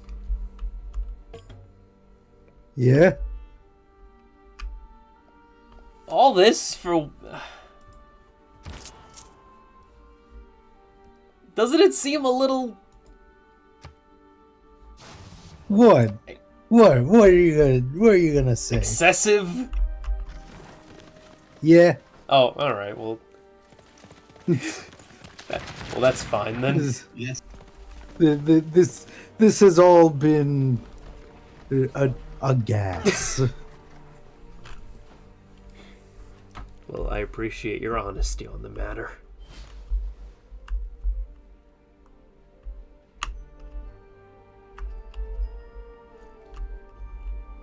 I mean, we're wiping a nation off the map for... I mean, alright.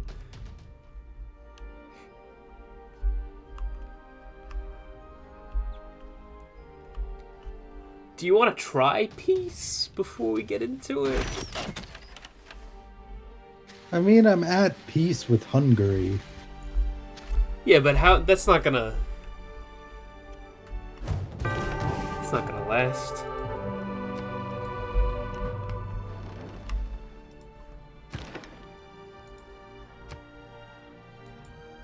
It's alright. Fortune favors the bold.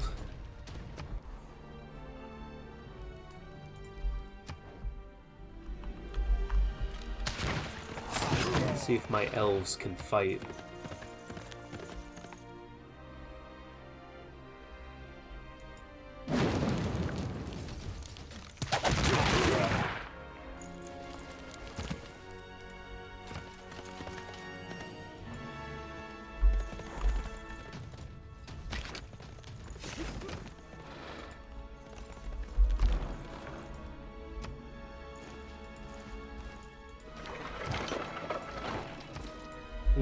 I swear to God, I'm gonna lay railroads down in this entire country.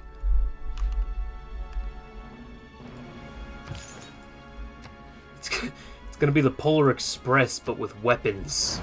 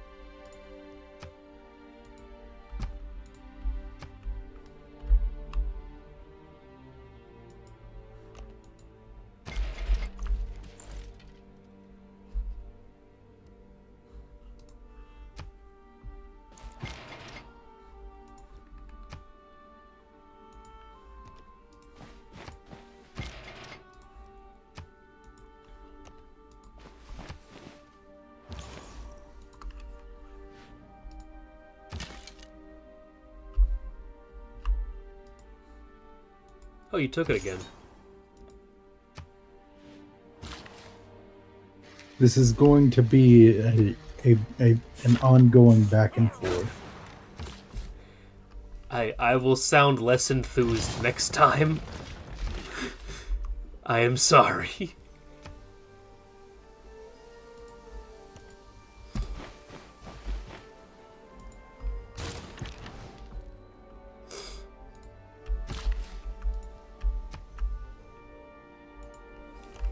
I'm hoping that this plan can bring about the peace on the continent.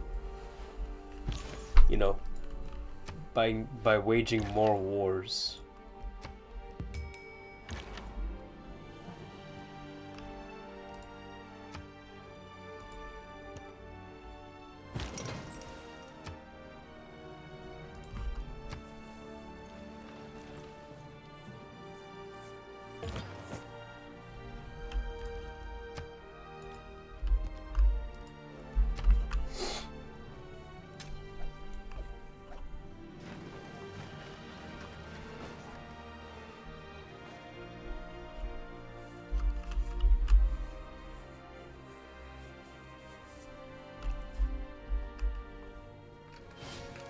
How's it going with Taruga?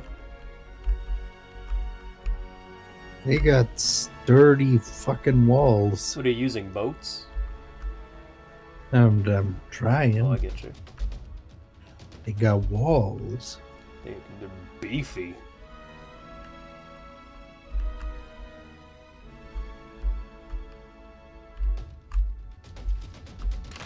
Someone's attacking me. Oh, it's the city-state that I'm attacking.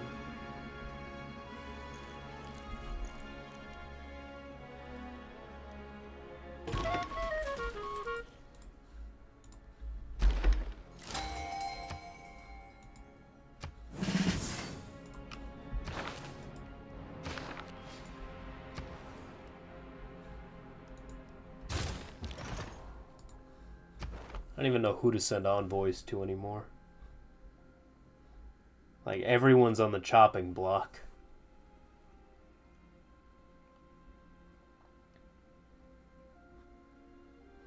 Maybe Jerusalem?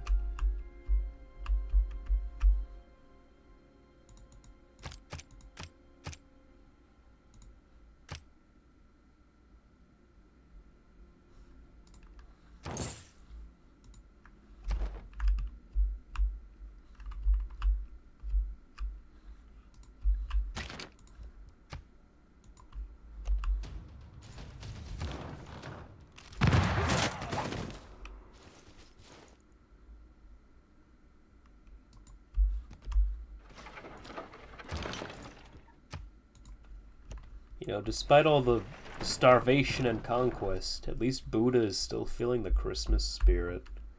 And isn't that what matters most of all? I suppose so. You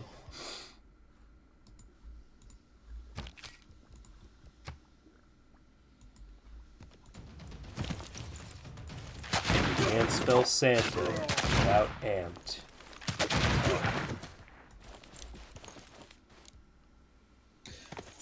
This will be the foundation of an ongoing peace.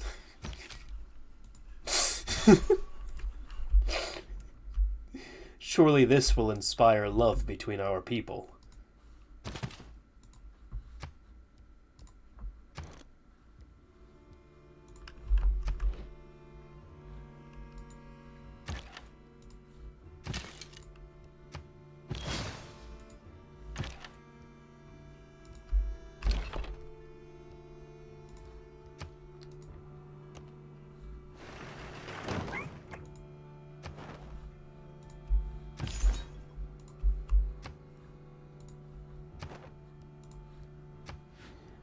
No, the power of love.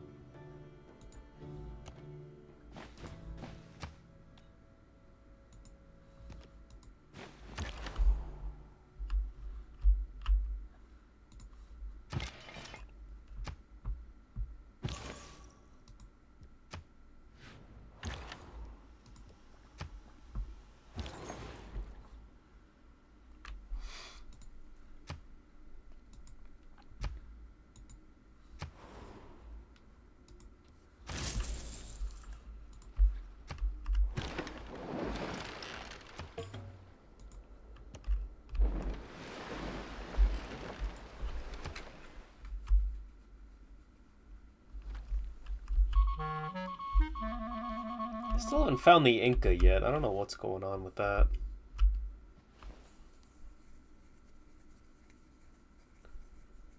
But Brazil can't settle a new city without it becoming disloyal. So I'm poised to take over all of their land without not all of it, some of their land. But this continent will be mine. At least the stuff in my region.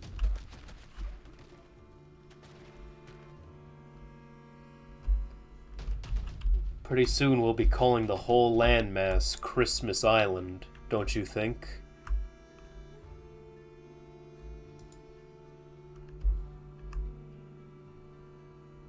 Perhaps.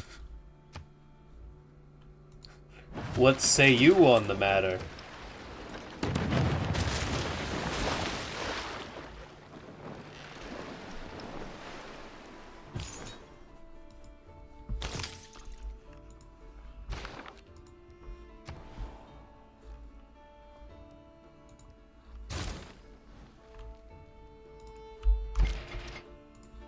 Oh, you know. Harumph.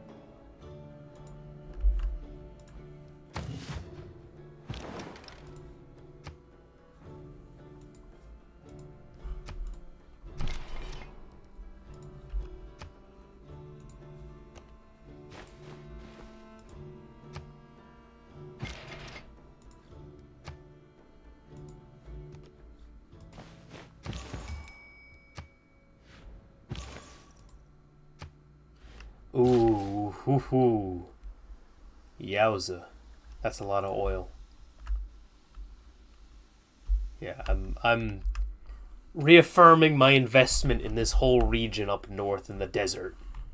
This will be excellent for the economy.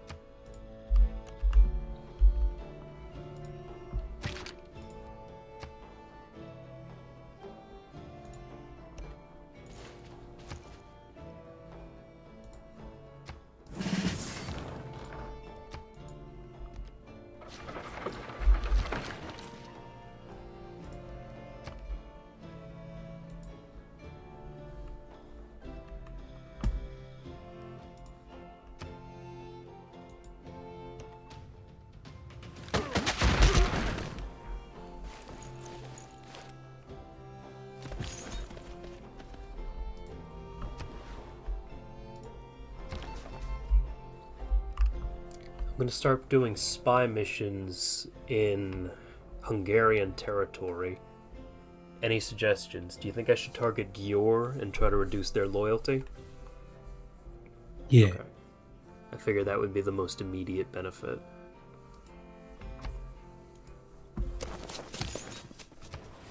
Now I do still plan to take that in,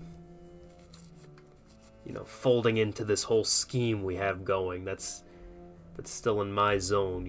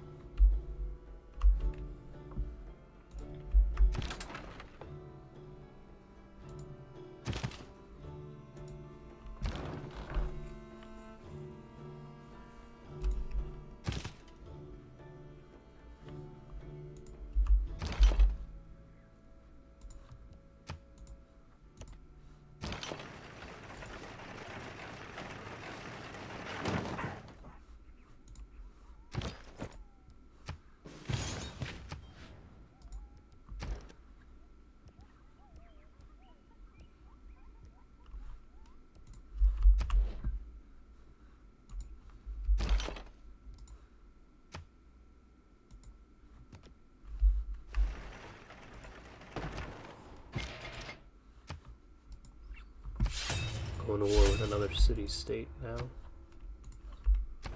This is the one that, this is Gazargamo.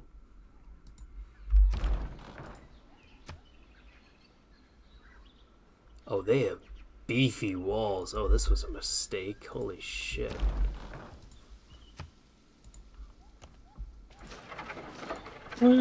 What business do these city-states have having such big walls? Literally. Like, why are they so chunky?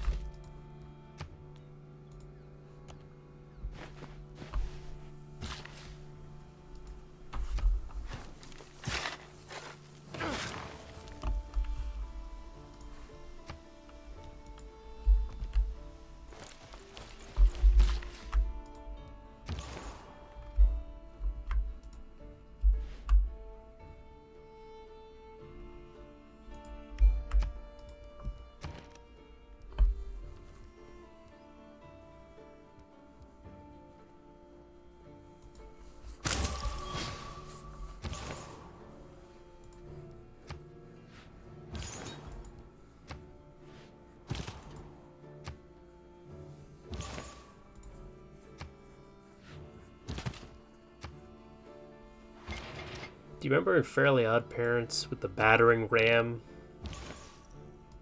And they would say, like, I'm respecting your privacy by knocking, but asserting my authority as your father by coming in anyway. And it was a literal ram, just a giant pillar that they broke into the door with. I've been jamming a lot to Shiny Teeth and Me, the Chip Skylark song. Because it's on Spotify, so I just put it on one of my playlists. It's good. It's really friggin' good. Like, it holds up. I always liked it when I was a kid, because it's just a really good song, but like, you know, I listen to it now and it's just like it's like self-love, you know, like it's a really good like song. It's like, oh yeah, like I love my teeth, like they love me, you know, like there's just something so inherently sweet about it. Yeah.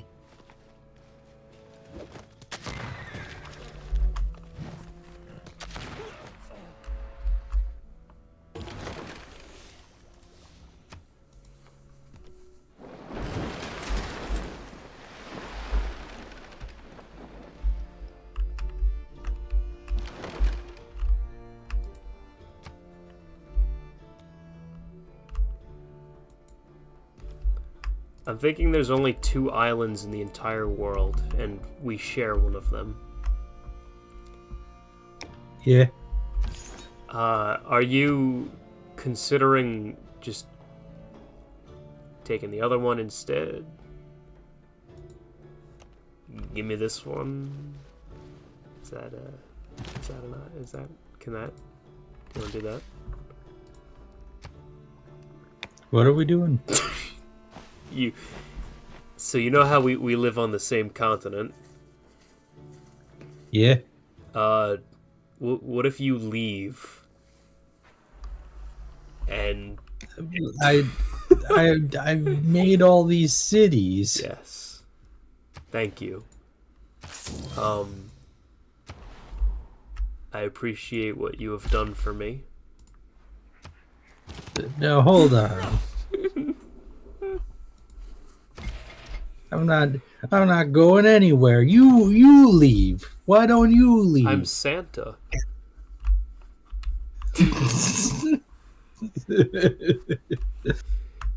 Oh, I guess that settles that. You wouldn't yell at Santa, now would you? I might.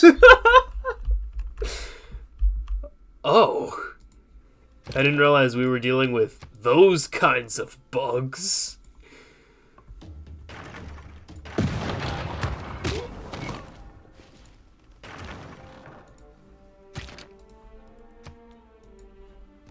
I just think you might be happier on that one. I might.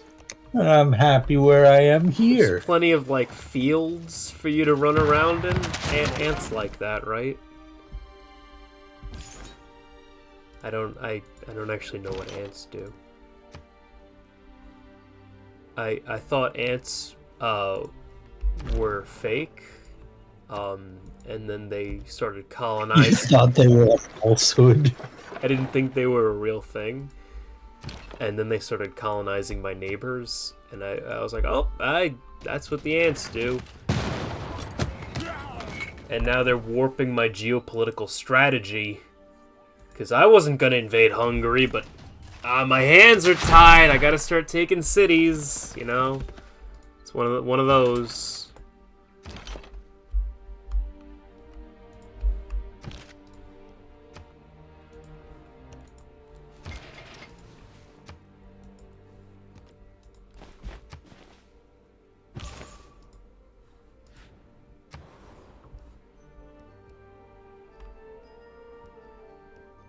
It's funny you say that. Here I am wondering whether or not Santa's real.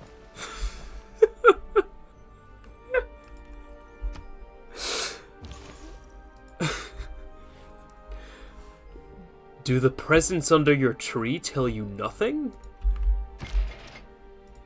Oh, that's right. Ants don't get presents. We get nothing. You do nothing for us. Presents, Santa, for my 1,000,000 egg children. For my millions of egg children. I don't know, after you started killing people, you kind of bumped down onto the naughty list. Funny how that works. I think this is a discrimination. I'm not so sure about that. I think this is all anti-ant propaganda. Anti-ant from Santa. Well, this is just nonsense. These aren't words. Counterpoint. I don't negotiate with bugs. Is that so? Well, it seems we've reached an I impasse. suppose so. I guess I'll have to research uranium a lot faster.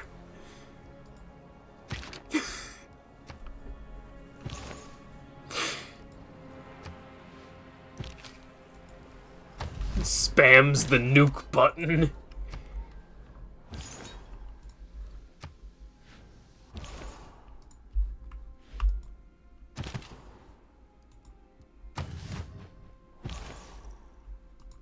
Maybe I'll just start arming Buddha against you.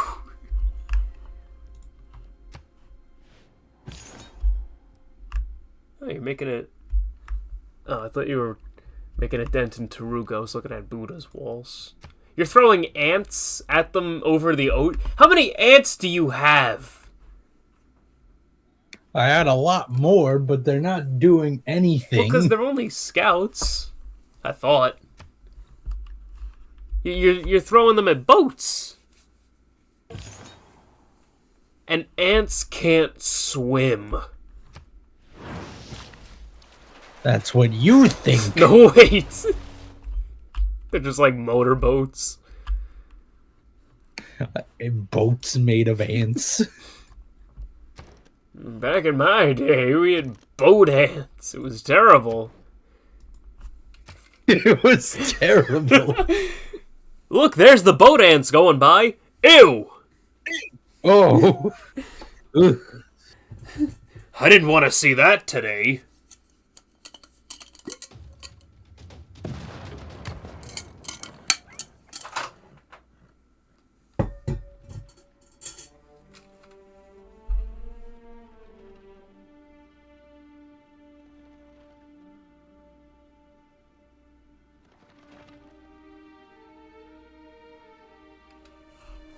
Here, give me 1 second.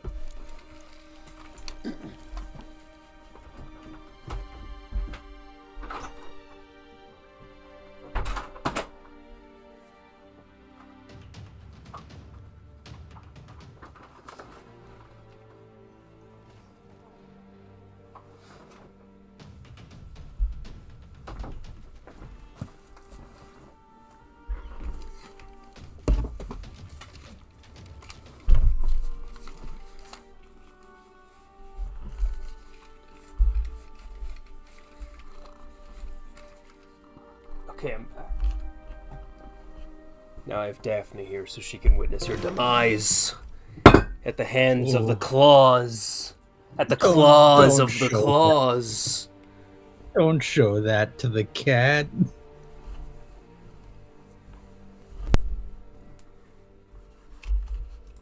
I thought that was pretty good. I kind of liked that one.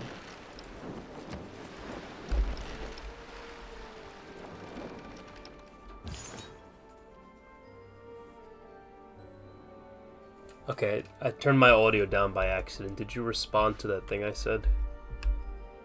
No. Oh, man. Well, now I feel like a chump.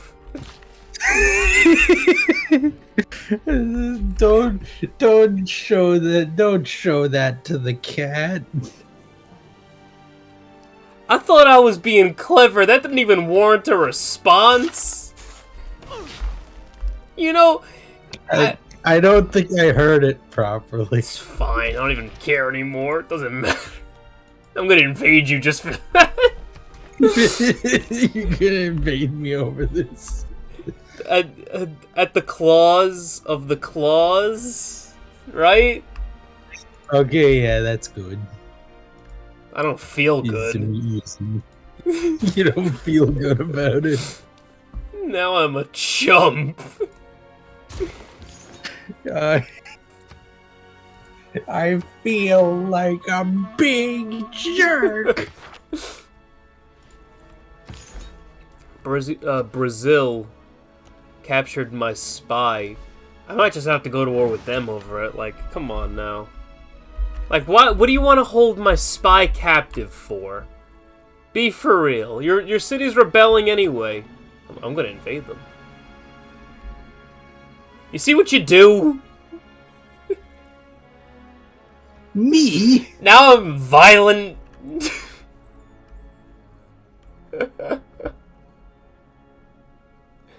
Oh, who's next?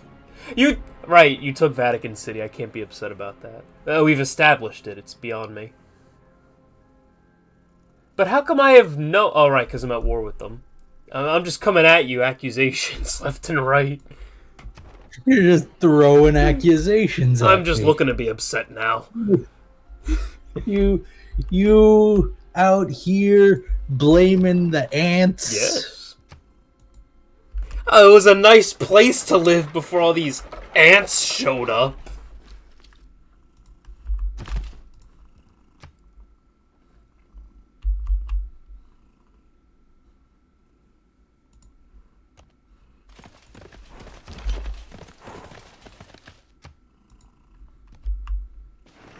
I know, Daphne, the world is so confusing. Daphne seeks violence.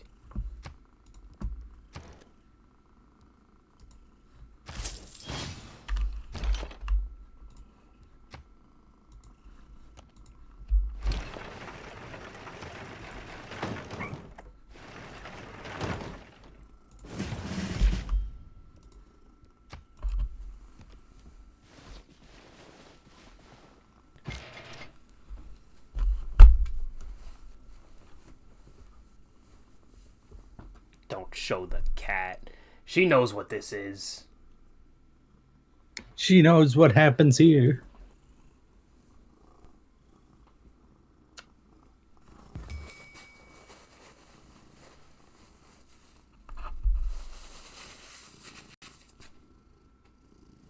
Alright, let's see. She's on my lap now. And she's so silly.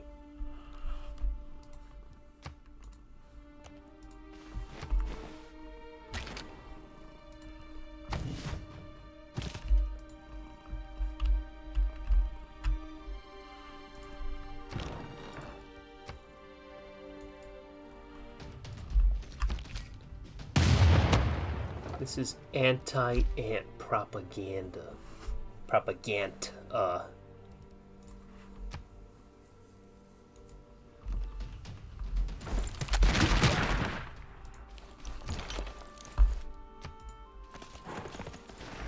You're just trying to set everyone against the ants. That was the initial plan. Because it was... I didn't even have to do anything. You declared war on Hungary. They were looking at me funny. Right, I'm sure. But now that I'm inspired to attack my neighbors, it's like they can't even reclaim their own former capital. And they're not even at war with you. Like, they're weak allies. And yes, I stand in defense of all the mammals. But, like, that doesn't mean I have to share the leadership role, right? I might be a bad person. I know, Daphne, the world is so scary. Yeah, so, after Hungary, Brazil might be on that chopping block.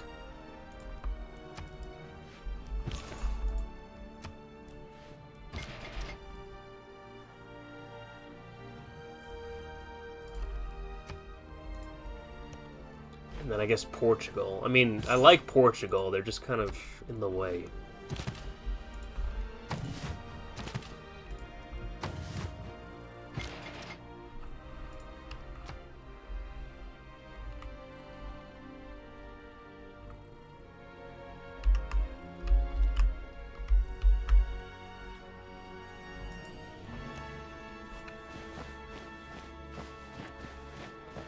These railroads are coming along nicely. Ah, industry!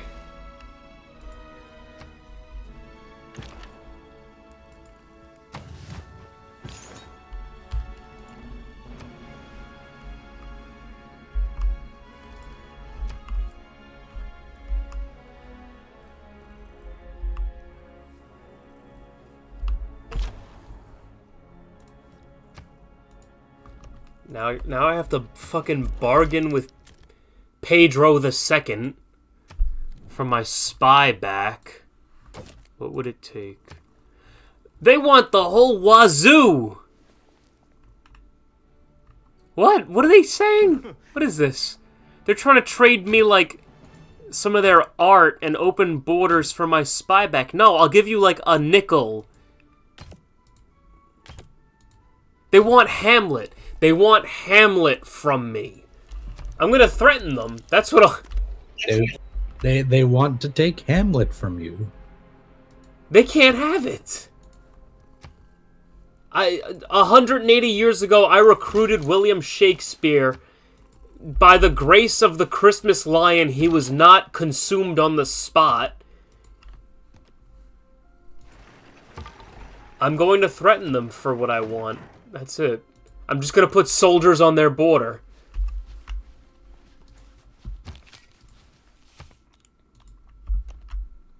Play these games with me. Fool! I am Santa.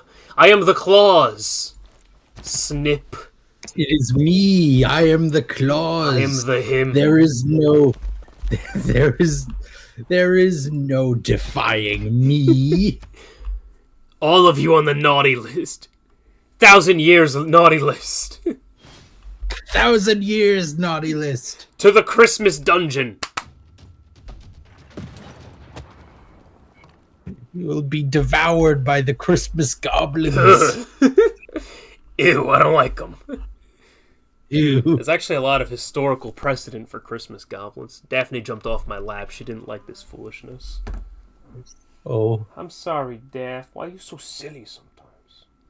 What, you want to come back now? Games. The games. It's all these games they play.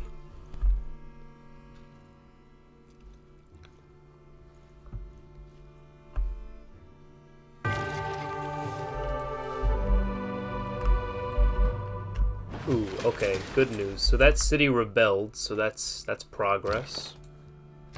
That's what I'm waiting for. I'm gonna back up and wait for it to transfer to me, and then I'll threaten them when there's, you know, when I don't have to actually fight anybody.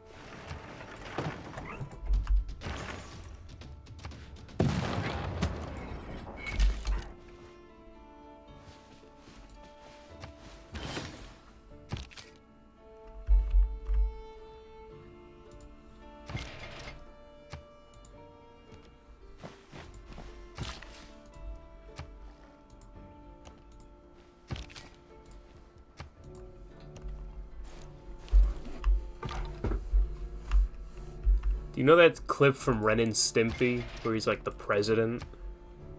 And he's like, do you know who you're dealing with? What do you mean you don't agree with me?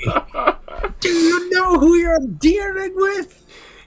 And the bomb he launches takes like a chunk out of the planet. Is that you? Is that Santa? The claws. What do you mean you don't agree with me? Straight up.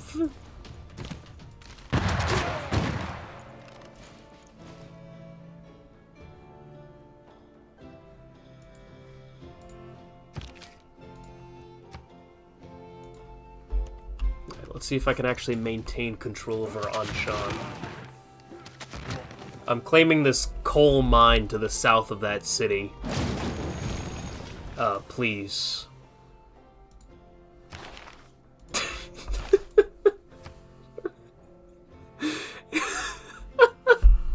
It's like a polite demand.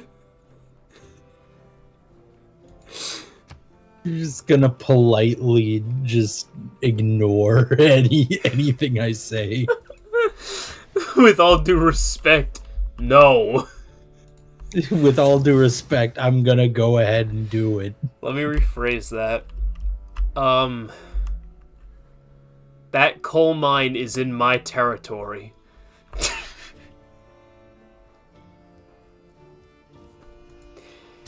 Is that better?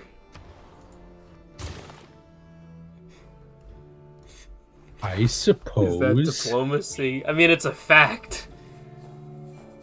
I guess I could be nicer about it.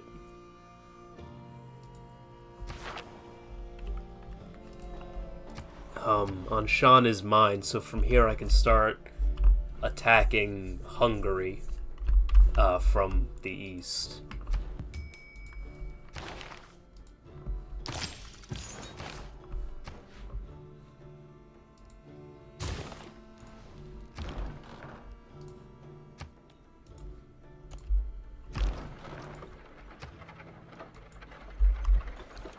Damn, these fucking cannons are shite. I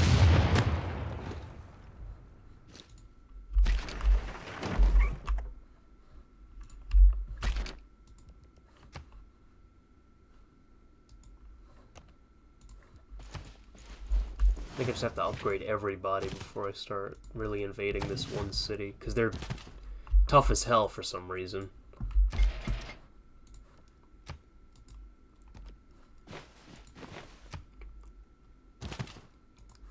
And I'm working on a transcontinental railroad now. It's in Island of Misfit Toys, working its way towards Vatican City.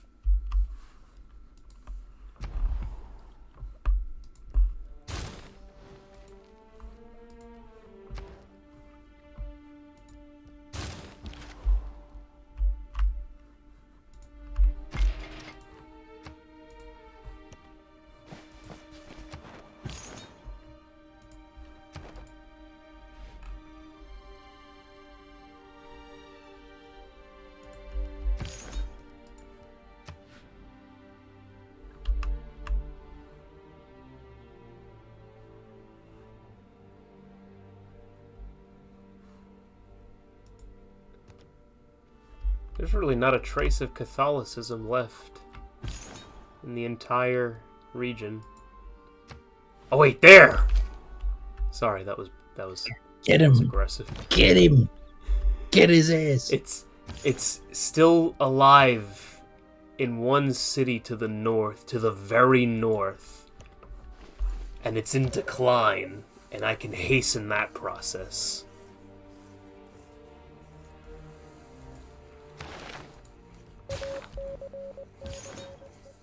And I also really want my spy back, god damn it.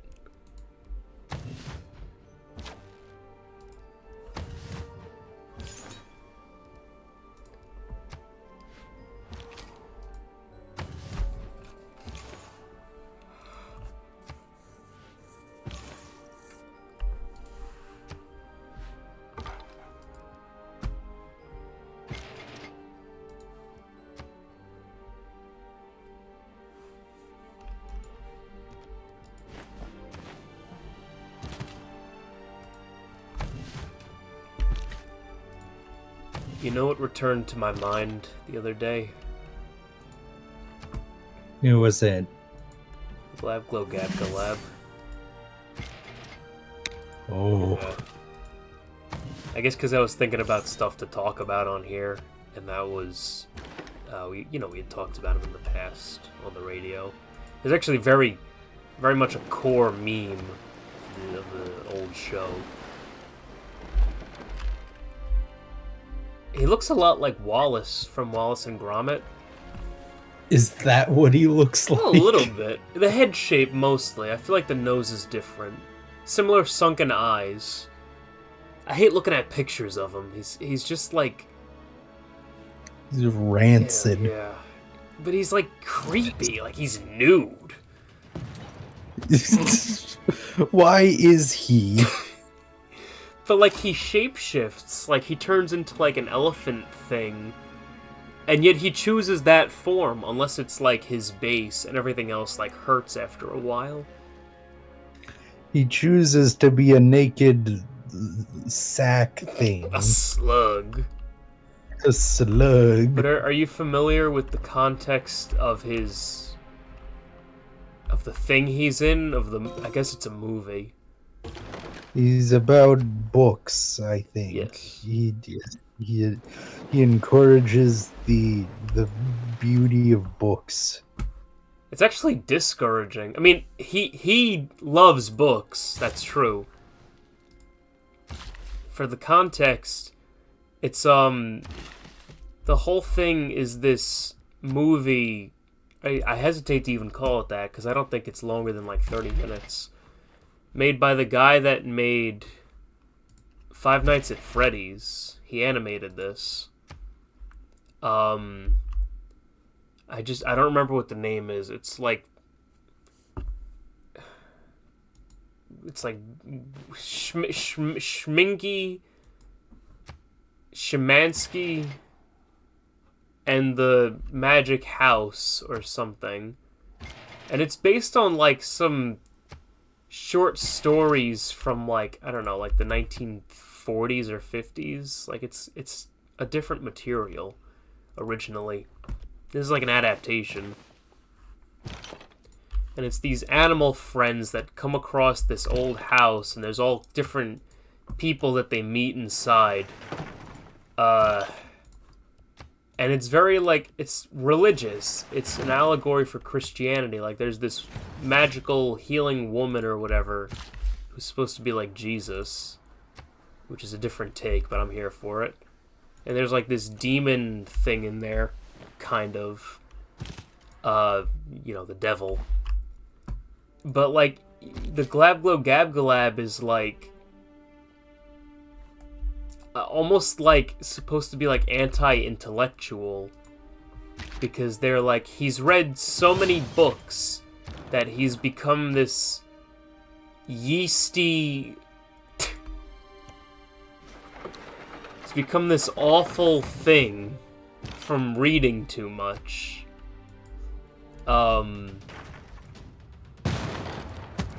I don't understand. I don't know if that's supposed to be like a modern like Christian fundament. You know how it is, like with like the Deep South kind of faith where it's like, they encourage anti-intellectualism. Yeah.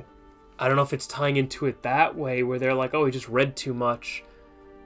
And like the one thing he should have read was the Bible. Like I don't know if that was the purpose, because I watched it 6 years ago, almost 7, so I don't remember exactly what was up with all of that. And the whole thing is a musical, and of course the Glabgo Gabgalab sings, and it's a disturbingly catchy song. It's too much. It shouldn't be, and yet it is.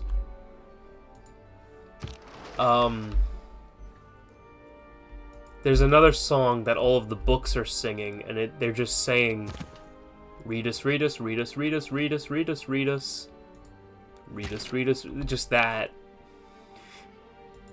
For kids, they like terrible songs. I don't know, maybe something I'll revisit when I'm really really just trying to look at all that.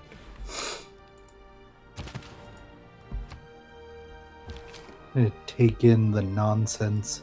It's just too much sometimes. Like, even just looking at his picture kind of hurts.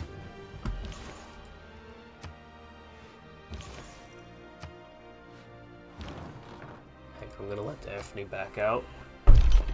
Because she's indecisive, Daphne. Oh, you're so pretty. Okay, let me get the door.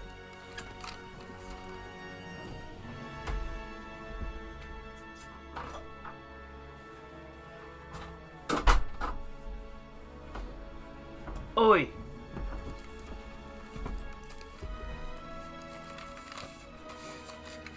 Okay, I am the back. I'm also building the Panama Canal in the Island of Misfit Toys. Maybe not the best investment, but it'll look cool.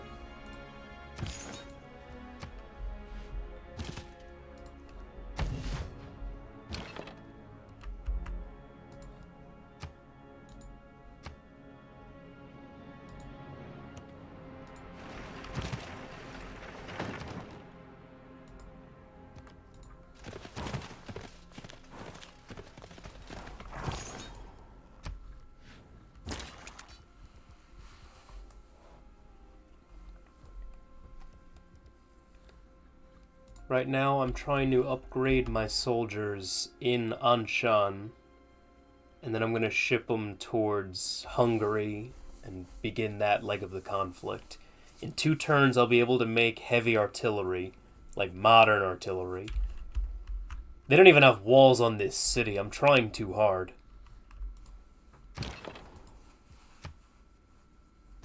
I have to put more effort into fighting city-states than other nations. And they just never would have been feasible allies. They just would have been nuisances to counteract the bug enemy.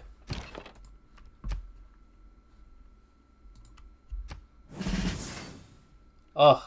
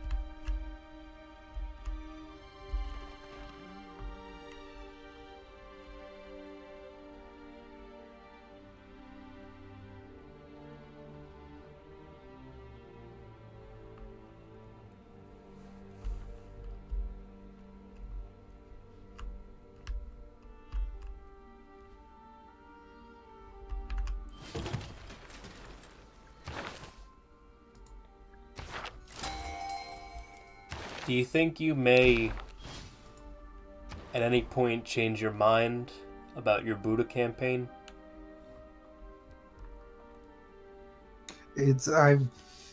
I'm back at square one with Buddha being independent, so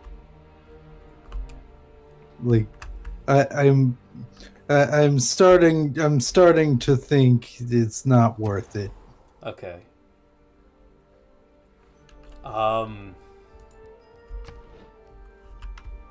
If you want to hold off, because I'll follow through with my invasion of Hungary.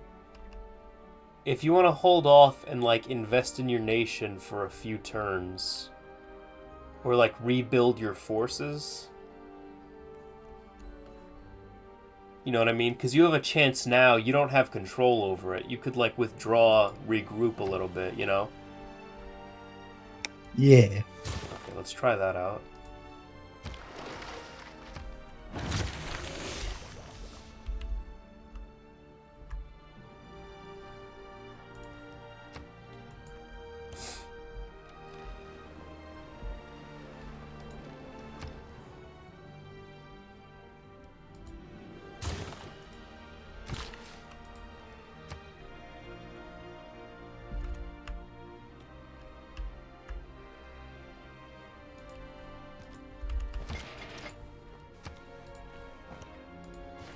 I think just like the most modern.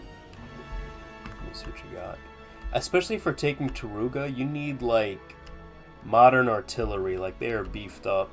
Like I'm struggling using bombard units against one of these city-states. They're pretty rough.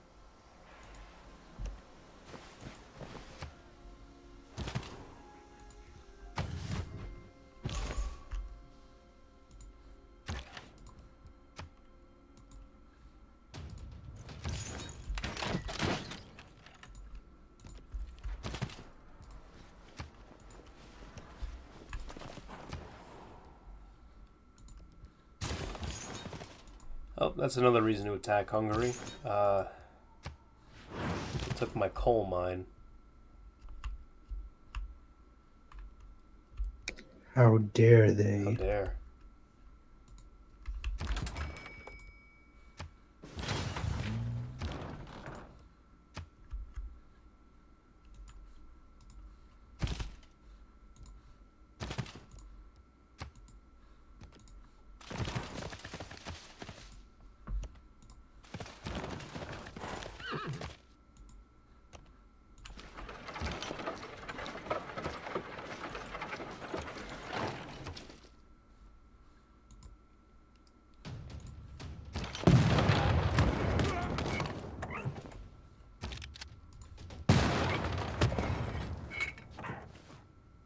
Here, after this turn, I think is a good stopping point. You want to play 136, or you want to call it before we play 136?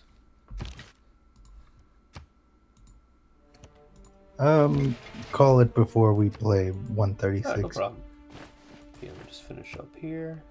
I think things are progressing nicely. Got a hand in everyone's pie.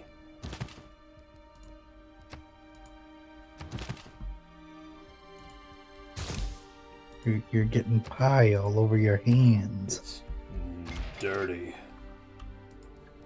Ugh.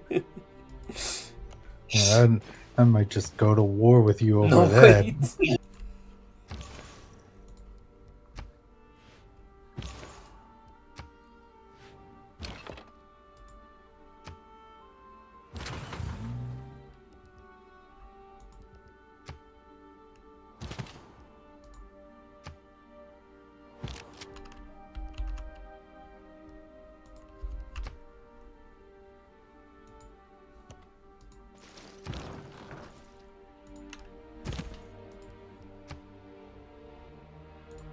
It's gonna be a tight squeeze to get into that city,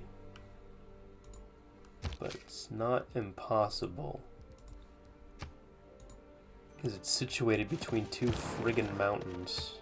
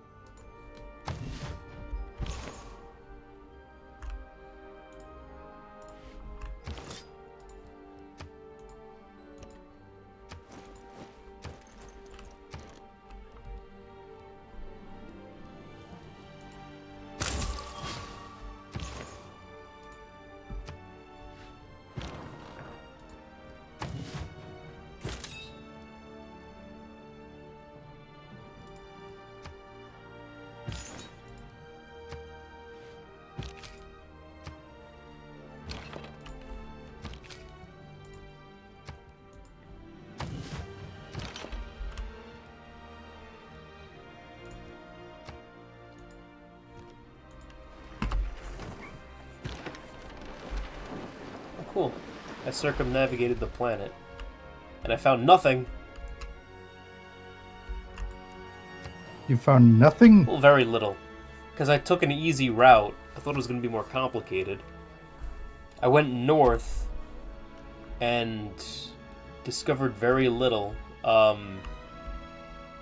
There's that big continent on the other side of the world from us. And, you know, obviously you've discovered the Inca there, which I haven't yet. But, like, I'm just not seeing how big it is.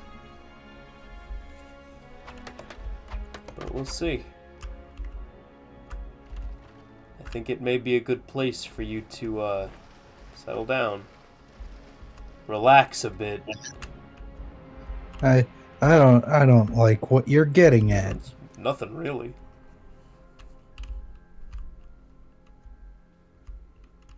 You could sell me your cities piece by piece or wholesale, whatever. You know, my checks don't bounce. They're written with magic Christmas ink. On the other hand, I think I think I could appreciate getting some of your cities. Oh, what'd you have in mind?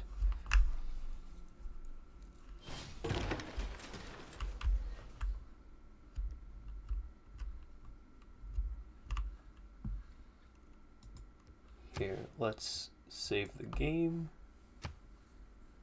1800 AD, turn 136. E. Let me know when you got it. Before you log off, we'll just say goodnight. Dear viewers, thank you for watching. We shall see you soon. Thank you for joining us. Stay groovy. E.